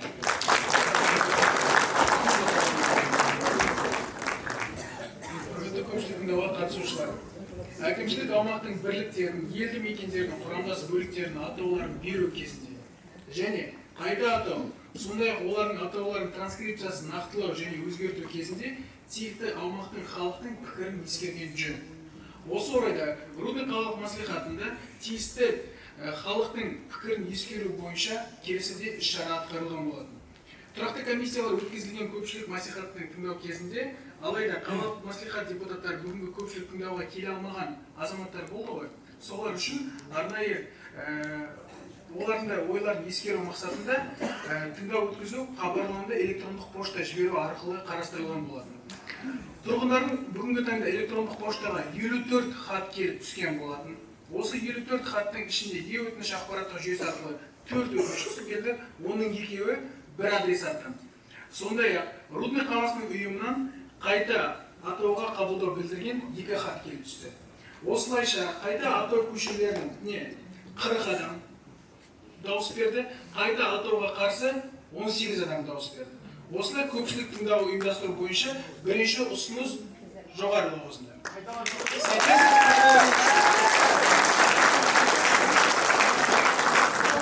В соответствии с правилами учета мнения населения соответствующей территории при наименовании, переименовании административно-территориальных единиц.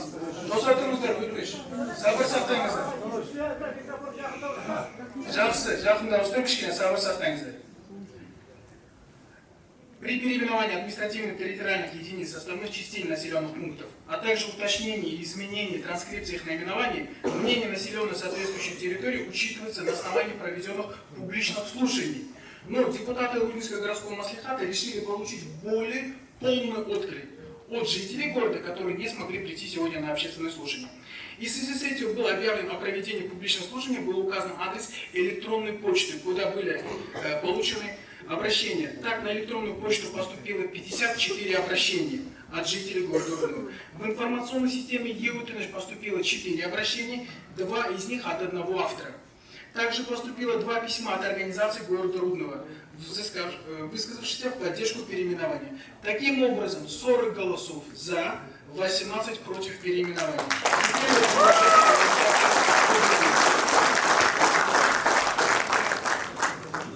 Енді қалай кішкене браузердан өтмешін.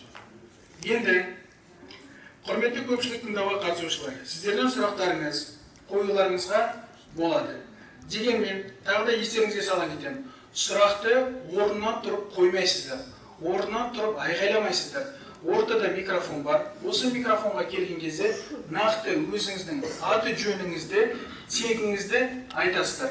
Ол не үшін керек? Ол бүгінгі осы көпшілік тыңдауды рәсімдеу үшін керек, хаттамаға керек. Прошу всех участников проявлять взаимное уважение, сдержанность, толерантность при выражении своих мнений, строго соблюдать нормы этики, уважительного общения. Запрещаются любые высказывания, содержащие неуважение, оскорбление, унижительное выражение, также призывы к вражде, противопоставлению. В случае нарушения данного порядка, как председатель оставляю за собой право пересечь выступление, лишить слова, нарушившего регламент или попросить покинуть зал. Микрофон орда, да?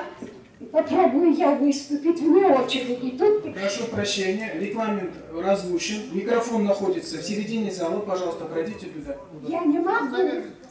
По состоянию здоровья я не могу там стоять. Регламент был озвучен. Пожалуйста, сразу договорились.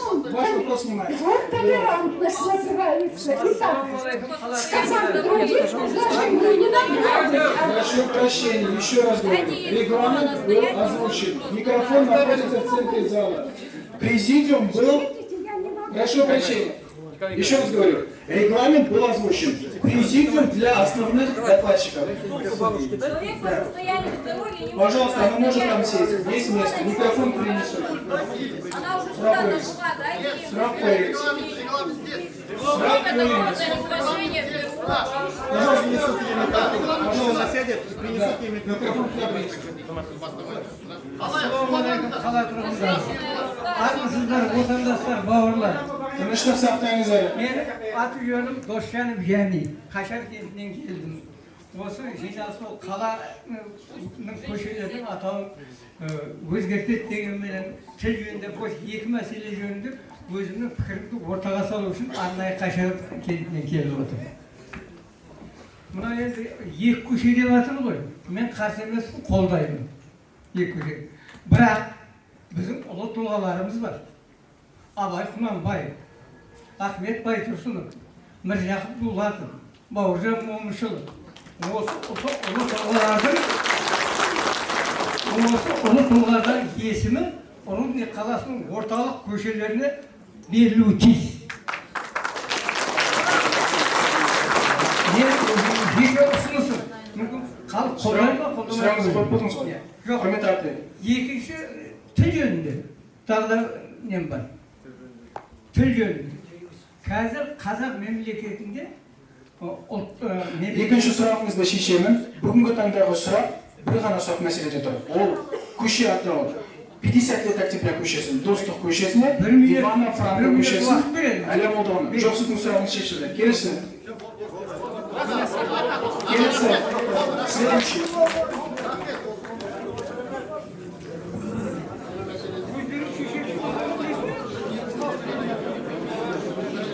Пожалуйста, представьтесь. Уважаемые, пожалуйста, тишину соблюдайте. Зачем превращать в колхозное собрание? Живу по улице 50-летия октября. Мне 88 лет. Я приехала сюда 18-летней девчонкой по путевке комсомола 7 августа 1956 года.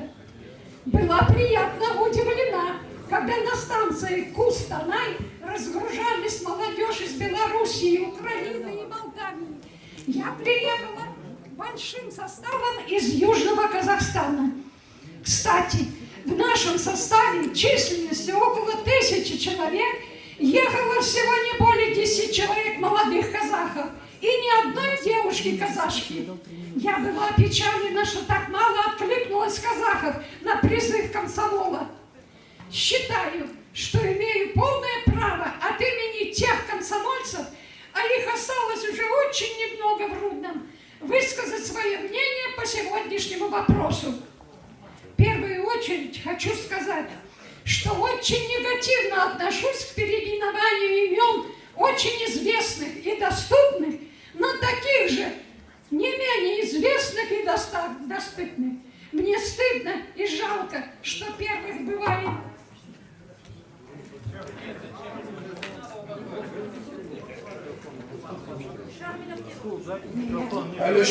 Вот такие все опозорились, и их снимают как бы с доски почета.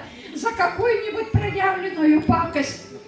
Есть у меня твердая убежденность. Прошу прощения, напомню, у вас регламент 3 минуты, поэтому, пожалуйста, ближе к сути можете подойти. Слушайте, это публичные слушания, публичные, и каждый Регламент может был высказать озвучен. все, что Пожалуйста, у вас хочет. есть 3 минуты. В газете было так и написано. Выскажитесь, кто что может.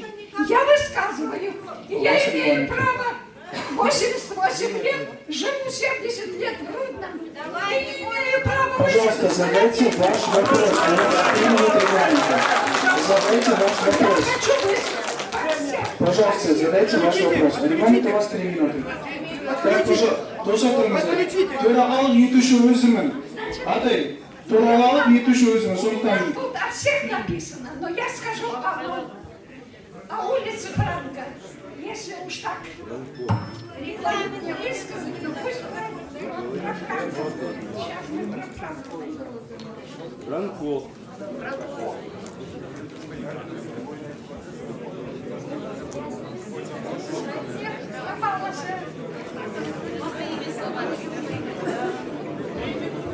Я думаю, не следует улице 50 лет октября уақытты қадағалап отыр. Ведь название «Достык дружба» не имеет, уже имеется в городе.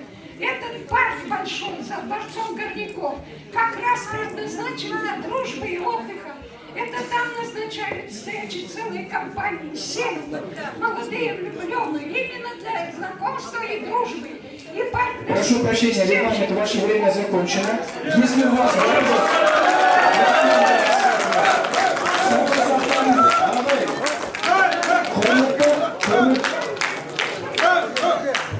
егер де болса болмасатын болса, құрметті қатысушылар. Құрметті қатысушылар. Полиция қызметкері. Полиция қызметкері. Мен сізге сөз берген жоқпын. Мен сізге сөз берген жоқпын. Полиция қызметкері. Құрметті қатысушылар, уважаемые слушатели. Еще раз, я повторяюсь. Письменное обращение дайте сюда. Ваше обращение письменно передайте, пожалуйста, нам. Письменно передайте нам ее обращение. Құрметті отырысқа қатысушылар, кішкене сабыр сақтаңыздар. Все, пожалуйста, ее вопросы передайте нам. Следующий, келесі сұрақ қоюшы. Келесі сұрақ қоюшы. Келесі сұрақ қоюшы. Пожалуйста, следующий. Следующий вопрос. Это не публичные слушания. Здравствуйте. Меня зовут Корчагина Екатерина Сергеевна, я житель этого города замечательного с названием Рудный. Я здесь родилась. Моя мама строила этот город своими руками. Я живу в этом городе и всеми силами стараюсь помочь этому городу, поскольку я являюсь руководителем автошколы и готовлю людей, которые безопасно должны передвигаться на дорогах. Что касается переименования улиц, у меня один вопрос о двойных стандартах людей, которые здесь присутствуют и рапортуют о том, что необходимо это переименование. Вы все, практически 90% тех, кто здесь так хотят переименовать, ссылаетесь на советское прошлое. Но только хочу напомнить, город Рудный появился благодаря советскому прошлому. Благодаря тому, что здесь собрались люди со всего Советского Союза, множество национальностей, которые приехали далеко, приехали оставить здесь свое здоровье и поднять этот город. И на сегодняшний день люди, которые здесь живут, они живут в том, что было построено при Советском Союзе. Вам дали квартиры, вам дали этот город, вам дали возможность жить, существовать, общаться, строить семьи и развиваться. На сегодняшний день город растет. Никто не запрещает строить новые улицы, новые объекты, называть их казахскими именами. В том числе, говоря об имени Алии Молдагуловой, почему-то забываете о том, что она не единственный человек. Почему только Алия Молдагулова? У нас есть Кашкарбаев, фамилия вам о чем-то говорит? Теперь мы говорим о переименовании улицы 50 лет октября.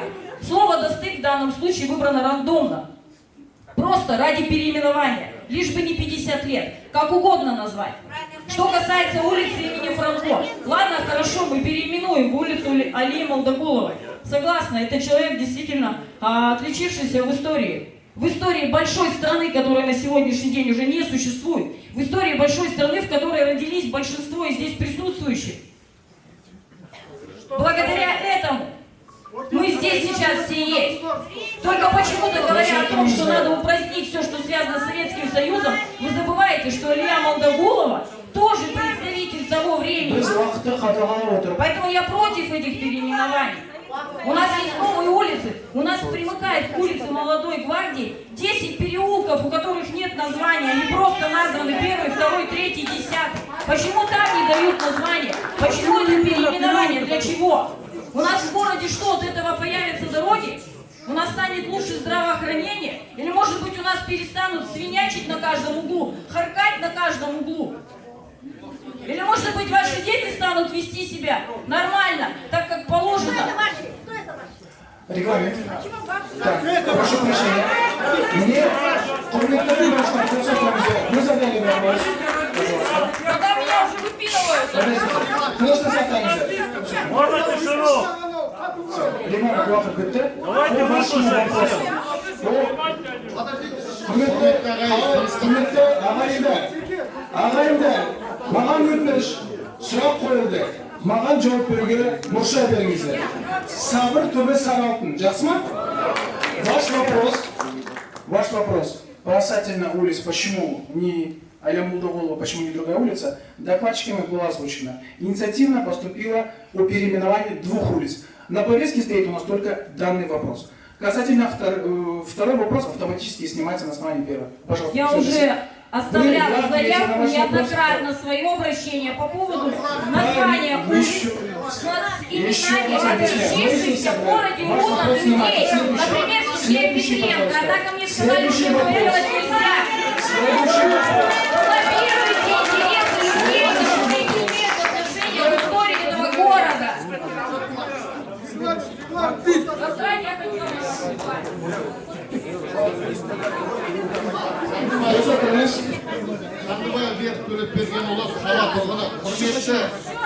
Прошу прощения. Сотрудники полиции. Сотрудники полиции, пожалуйста, вы видите данную руку?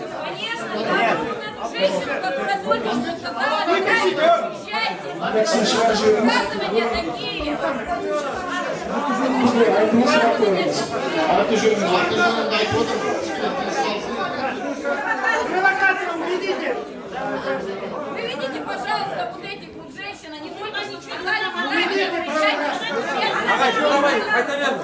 құрметті отырған ағайын жаманның Аты жөніңізді айтыңыз өтініш.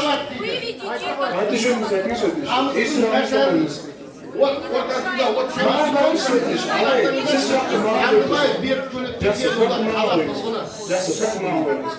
бәріне түсініп үшін мен орыс тілінде сұрайын да. Я хочу начать с вопроса, обращенного у каждого из нас. Если человек идет на работу по улице Ленина, прогуливается по Комсомольской, с детьми играет на 50 лет октября, а пробежку делает на улице Ивана Франка, то о каком казахстанском патриотизме я могу говорить?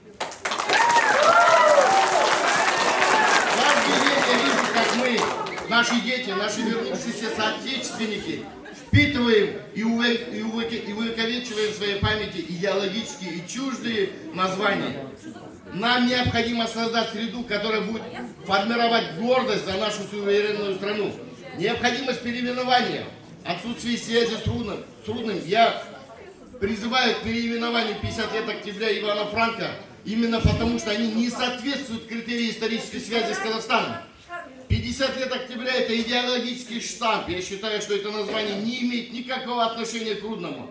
Иван Франко, выдающийся деятель, как говорят, да, но он никакого не имеет отношения к Казахстану. Теперь же, вот предшественница моя сказала, хозяева города, в кавычках.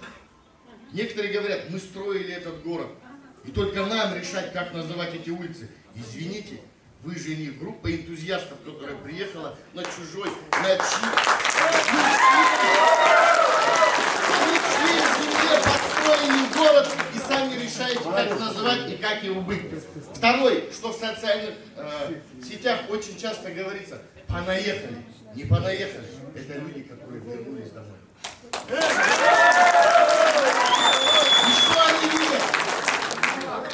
Когда тот же Советский Союз устраивал голодомор, эти люди покинули государство, чтобы сохранить себя, сохранить семью, нацию. И сегодня они возвращаются, живут на улице 50 лет октября. Я хочу заявить, город Рудный – это город Республики Казахстан. Он не принадлежит всем гражданам, он принадлежит всем гражданам страны в ровной степени. Их труд не даст им эксклюзивного права главенствовать в вопросах государственной и исторической политики. Я так считаю своим долгом, люди, которые во времена репрессий, это я уже сказал, да, наш принцип криминальной связи с Казахстаном. Вкратце буду подытоживать. Мы все видим, что вопрос переименования улиц уже затянулся. И чем дольше он остается нерешенным, тем более споров и взаимных обид возникает между сторонниками и противниками. Люди начинают делиться на группы, спорить, обвинять друг друга, хотя на самом деле речь идет вовсе не о разделе общества. Мы прекрасно знаем, что в Рудном и в целом Кустанском регионе численность преобладает русскоязычное население. Именно эта часть жителей чаще всего выступает против переименования. Но важно подчеркнуть вопрос топономики. Это не вопрос языка и не вопрос того, чтобы кто-то кого-то здесь задеть или ущемить. Это вопрос государственной политики, исторической логики. Здесь не говорится именно казахской, здесь мы говорим о казахстанской. Пример Марита Бежите, отдавший свою жизнь.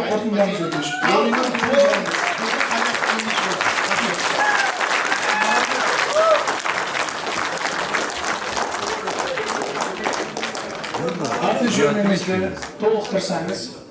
Аты жөнді толықтырсаңыз. Киселев Ванадия Жайлыбаев. После этого. 40 лет журналистом был в Узбекистане, работал в районных, областных, республиканских газетах. Я почему говорю на русском языке?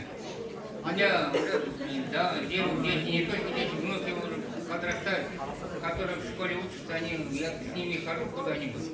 Они выходят, говорят, что такое 50 лет октября, что такое Ленин, что такое комсомол, что такое пионер. И что такое там фамилия разных спрашивают, я им должен объяснить всю историю Советского Союза, чтобы они дошло, кто Ленин, почему 50 лет октября, почему комсомол, почему пионер. И это уже противоречит патриотизму истории настоящего Казахстана. Поэтому я за то, чтобы быстрее все эти улицы переименовать, чтобы наши дети могли понять, где они живут и в какой стране живут. Спасибо за внимание.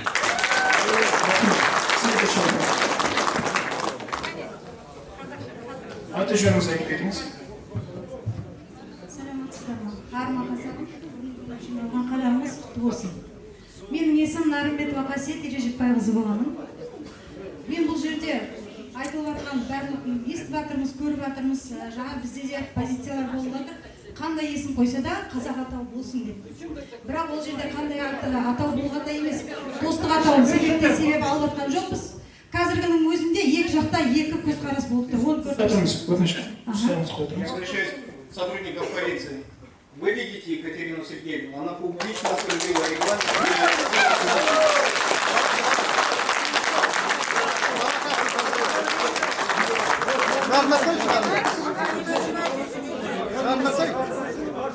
Шығарсаң енді? Шығарсын. Есікті ашты, ана есікті ашты, кеп жіберіңдер.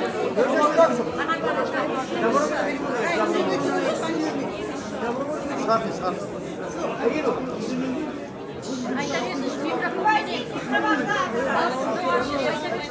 Екатерина Сергеевна, это притеснение по национальному я прошу вас выйти в оскорбление изначально. Вы были ознакомлены регламентом изначально. Неоднократно про это проговаривалось.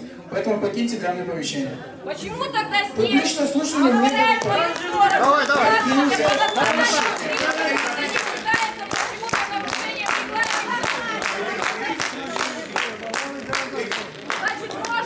Выйдите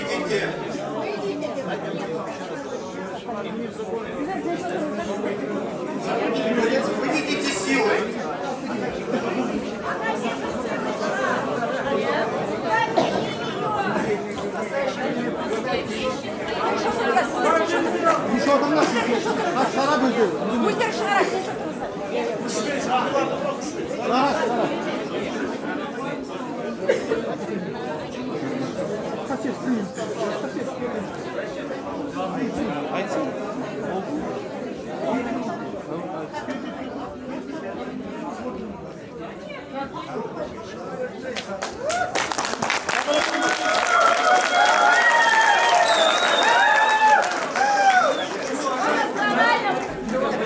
все говорят, уезжай отсюда,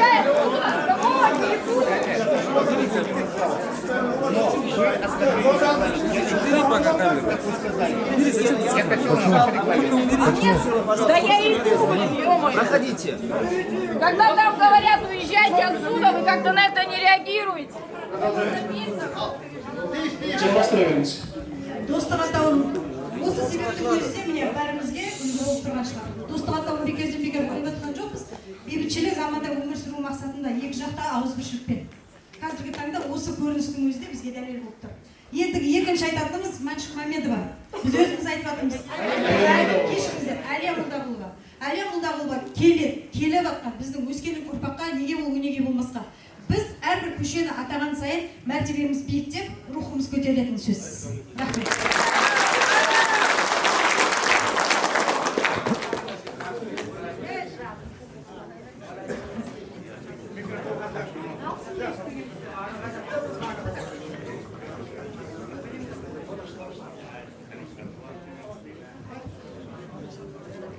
Құрметті қонақтар, депутат, мәслихат депутаттары, бүгін міне үлкен бір жаңалық болып отыр.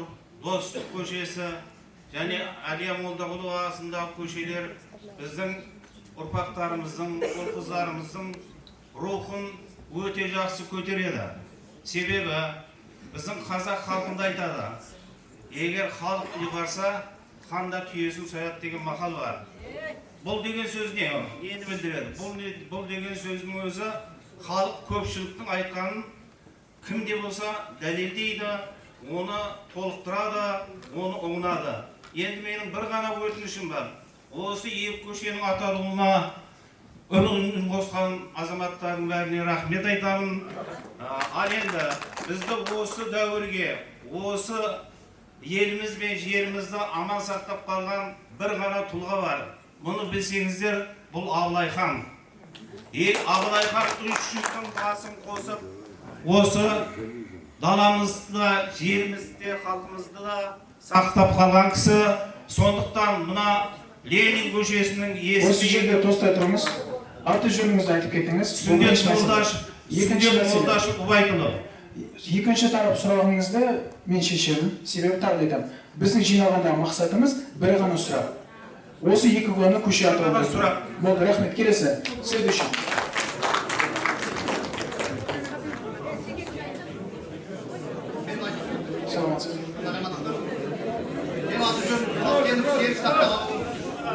Айтыңызшы, дауысын естің. Сабыр сақтаңыз. Қала тұрғындары. Мен аты жөнім Салтенов Серік Сақтағанұлы. Мынау қала тұрғындары. Мынау осы бірінші қала тұрғындарына, осыны отырған кісілерге айтайын, сабырлық бірінші. Біз осы күнді бәлен жыл күттік. Мынау осы атау, көше атауларын өзгерту жөнінде, соны мен ненің дізімнің ішінде мен инициатор. Бастамыш топ дейді ғой. Біз көп жұмыс жасадық. Енді не айтайын? Мынау екі көшені біраз айтылып жатыр ғой. Біз қолдаймыз. Осында отырған кісілерге қолдау керек. Түсінесіздер ме? Өйткені мынау Әлия Молдағұлова біраз еңбегін айтып жатыр. Ол өзі Әлия Молдағұлованың өзі өмірде қиыншылық болған. Жаңа Совет үкімет кезінде әкесін репрессияда болған. Шешесін 33 жылы аштықта картоп үшін атып тастаған. Ол өзі соғыста ардагер. Енді соның әруағы риза болу үшін міне жаңа көптеген ұлттар айтып жатыр, соны біз қолдау керек. Енді менің бір ұсынысым бар, құрметті, осында отырған. Менің ұсынысым мына осында заң органдарына. Мына ертең осында публикация болады. Бүкіл жерде.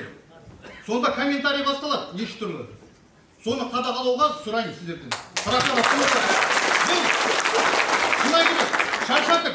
Өз елімізде жүріп, өзіміз формаланып, өзіміз сор болып жүр. Шын айтайын.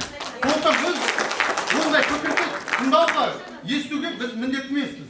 Сондықтан мынау достық деген елу жылдық дейді ғой.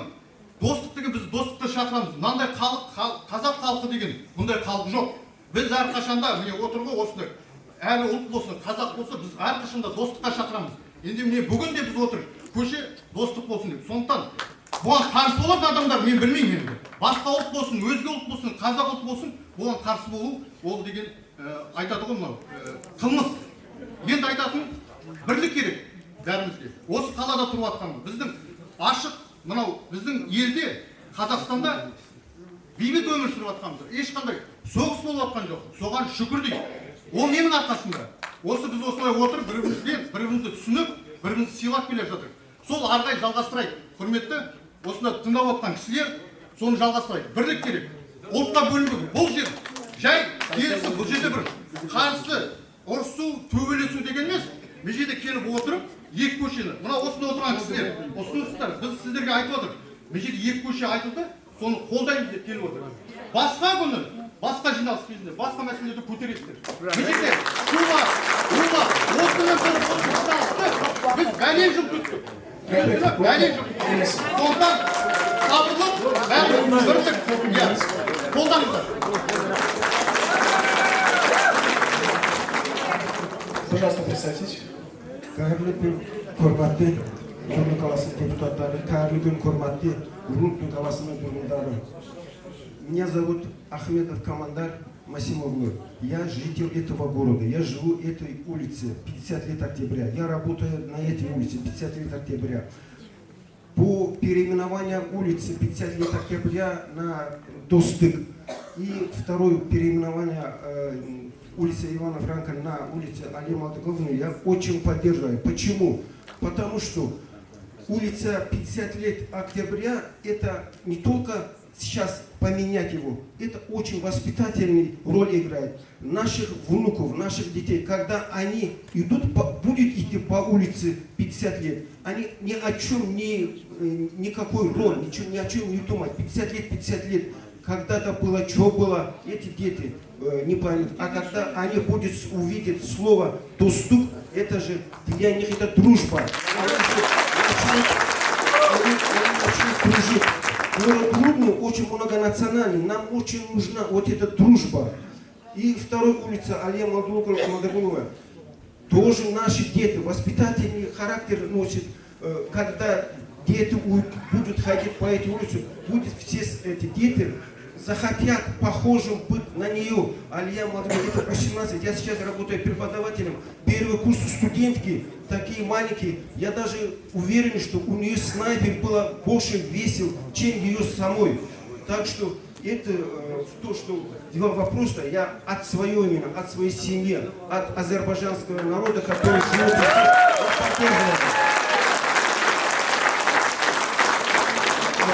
здесь, Өздеріңізді таныстыруды ұмытпаңыздар. Ассалаумағалейкум. Мына қоғамдық тыңдауға қатысып отырған адамдар, менің атым Өзіңізді таныстырып кетіңіз. Менің атым Гүлманов Таңатар Сейдалұлы. Осы 50 жылдық көшесінің тұрғынымын, Рудный қаласының. Мына әкімшілікке, депутаттар алқасына, мына Рудный халқына рахмет айтамын. Бұл қолдау қуатқа келгендеріңіз үшін. Рахмет барлықтарыңызға. Қолдау қуаттағандарың үшін. Следующее. Келесі.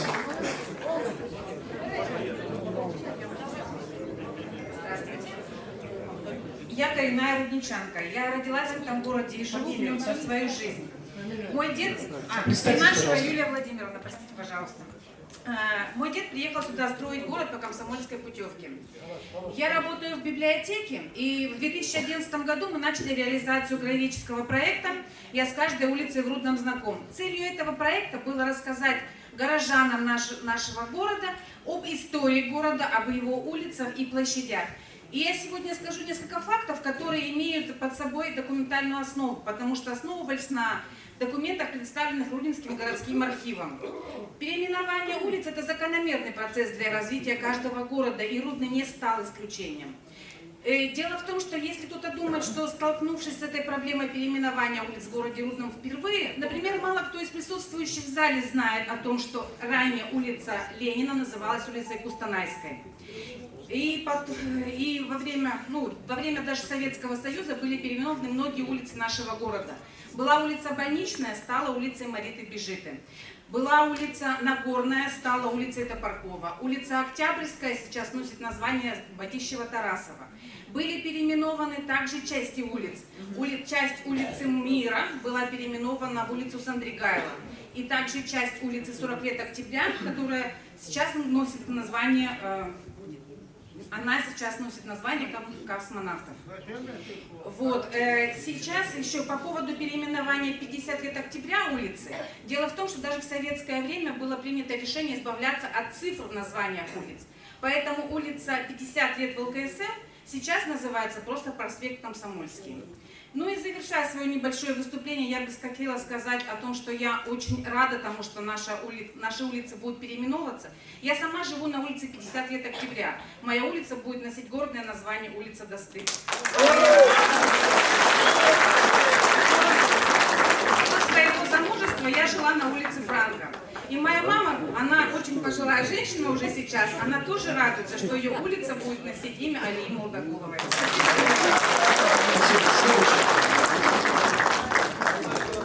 Ассаламу алейкум, есімім Жолдасбек, фамилиям Жүсіпбек.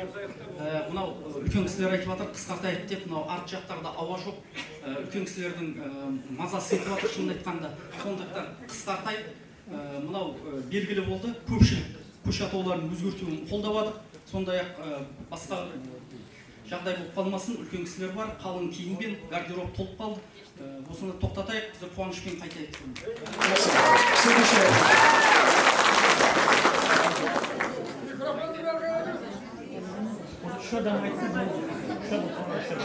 Представьтесь, пожалуйста. Зюба Максим Владимирович. Поближе.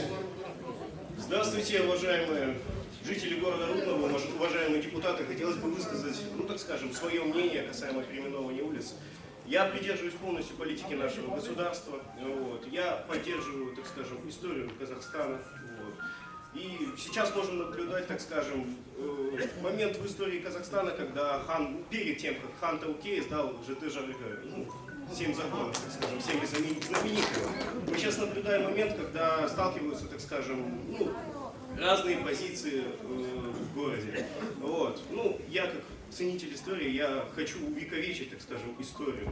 История — это очень ценно. Мы должны ценить нашу историю. То бишь, как было неоднократно сказано про подвиг Алии Молдогуловой, помимо Алии Молдогуловой было свыше 1 600 000 казахстанцев, которые участвовали в Великой Отечественной войне. И каждый из них из этого свыше 1 600 000 отдал свою жизнь за Великую Октябрьскую революцию. Все успехи, так скажем, Великой Октябрьской революции, то бишь 40-часовая трудовая неделя, естественно, трудовой 8-часовой график, отпуск, так скажем, отпуск для беременных женщин. Это все, так скажем, наша история. Құрметті халайық, сұрақ қойылады, өтініш орындауыңызға жайғасыңыздар. Сыйластықпен. Продолжайте. Касаемо всего этого, мы должны, как наше поколение, молодое, на котором стоит будущее этого города, молодое поколение. Очень жаль, что очень мало молодых, так скажем, ребят, которые пришли поддержать переименование, либо наоборот отстоять, так скажем, название тех эпох. Вы за или против? Я за сохранение исторического названия, я за строительство новых улиц, я за авангард, так скажем. Я за строительство новых улиц и название их в честь Алии Молдогуловой, Леонида Беды. Следующий вопрос. Здравствуйте, меня зовут Чумак Гасибаев, и от лица молодежи я хочу сказать, что мы поддерживаем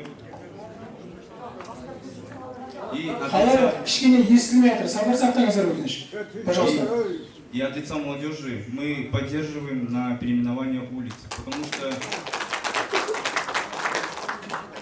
потому что я хочу, чтобы мои дети и дети других ходили по улице и говорили: вот, я хожу по этой улице, по казахской земле.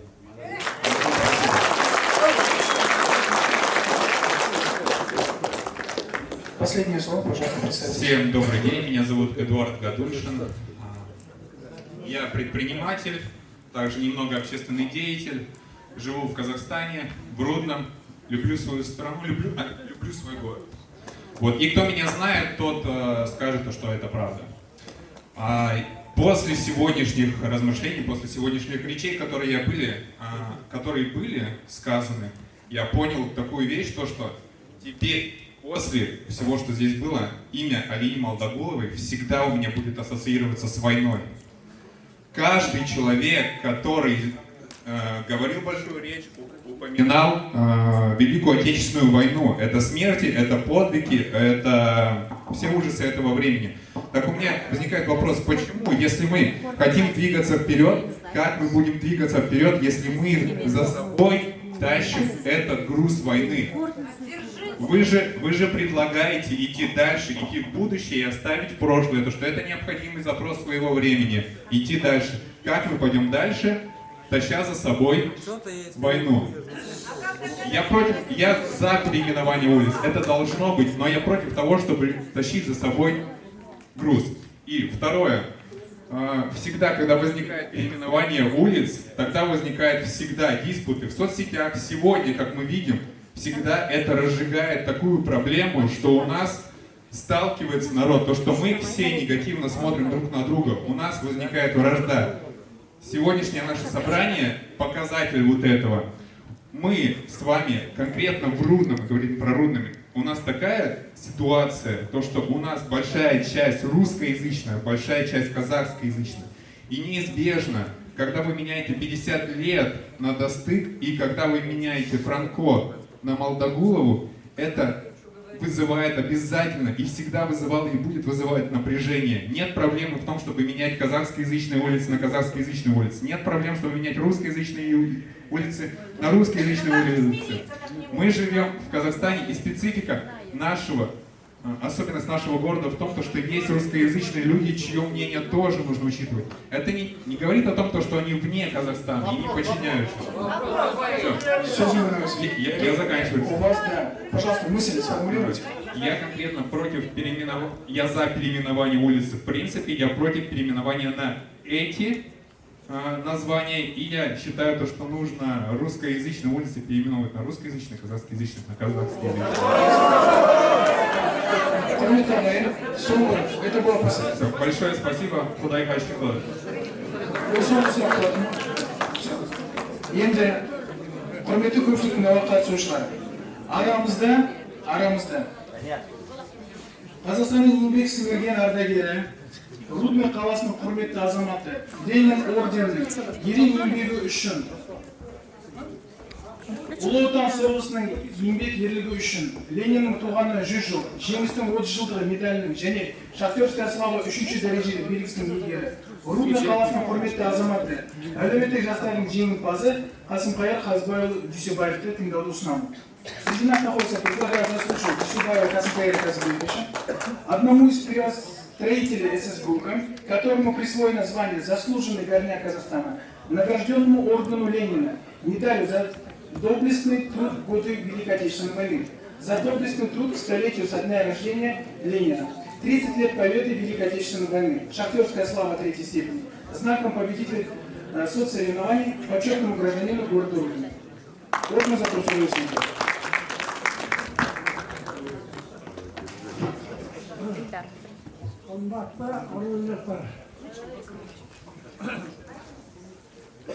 Қойтесіңіздер, қайған шоғамаңдар, бұл науқан бисмилла сығады.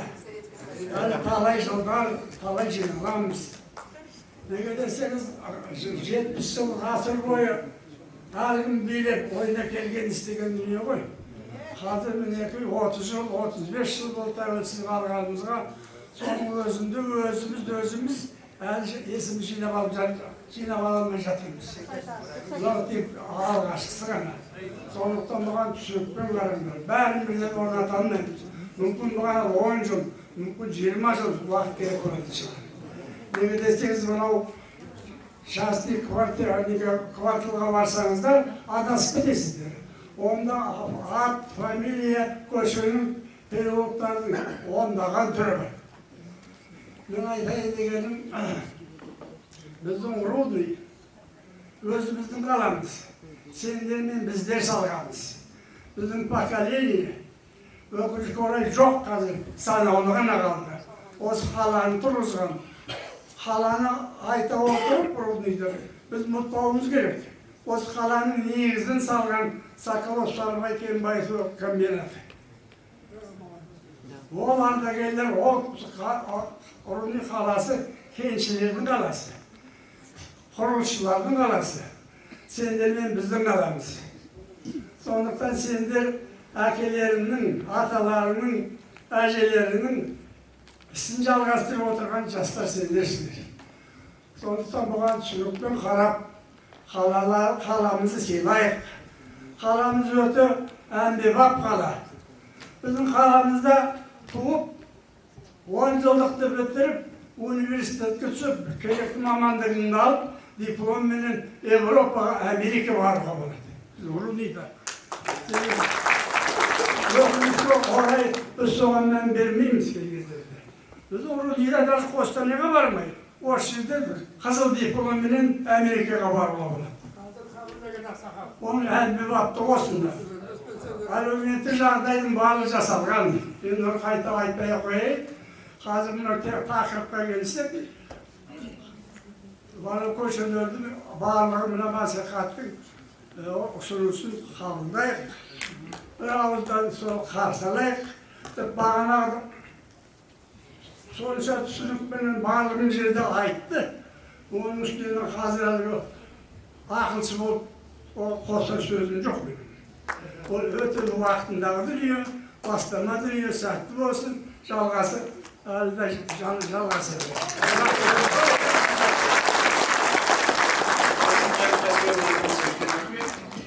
Егер де осымен басқа сұрақтарыңыз жоқ болатын болса, келесі дауыс беруге көшуді ұсынамын. Құрметті депутаттар, уважаемые депутаты, ұсынылған әрбір көше атауын қайта атау бойынша жеке дауыс беруге көшсек. Уважаемые депутаты, предлагаю голосовать по каждому предложенному наименованию улиц отдельно. Егер де қарсылықтарыңыз жоқ болса, дауыс берейік. 50 лет октября көшесін Достық көшесіне қайта атау туралы ұсыныс бойынша по предложению о переименовании улиц 50 лет октября в улиц Достық. Кто за? Нельзя садиться. Против?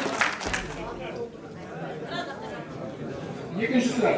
Ивана Франко көшесін Әлия Молдағұлова көшесіне қайта атау туралы ұсыныс бойынша по предложению переименования улиц Ивана Франко в улицу Әлия Молдағұлова. Кто за?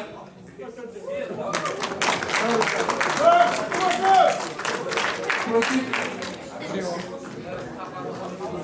Құрметті депутаттармен шақырылғандар, қарау қорытындысы бойынша және күн тәртібіндегі мәселелер бойынша өткізілген дауыс беруді ескере отырып, Рудный қалалық мәслихат сессиясының қарауында Рудный қаласының кейбір көшелерін қайта атау туралы ұсынысты Республиканың аномастиялық комиссияның қарауына енгізу туралы мәселе енгізілсін. Уважаемые депутаты, приглашенные. По итогам рассмотрения, с учетом проведенного голосования по вопросам повестки дня внесения рассмотрения сессии Руднийского городского маслихата, вопрос о внесении на рассмотрение Республиканской аналитической комиссии предложения о переименовании некоторых улиц города Рудного. Осыған байланысты көпшіліктің дауы жабық деп жарияланады. Барлық қатысушыларға белсенді жұмыстар үшін алғысымды айтамыз. На этом публичное слушание объявляется закрытыми. Всем участникам спасибо за работу.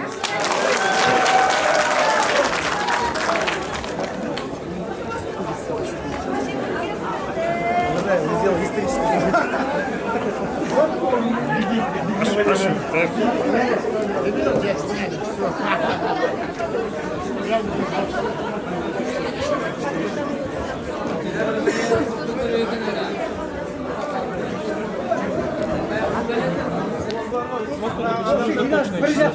Я знаю, что Шишова не видел.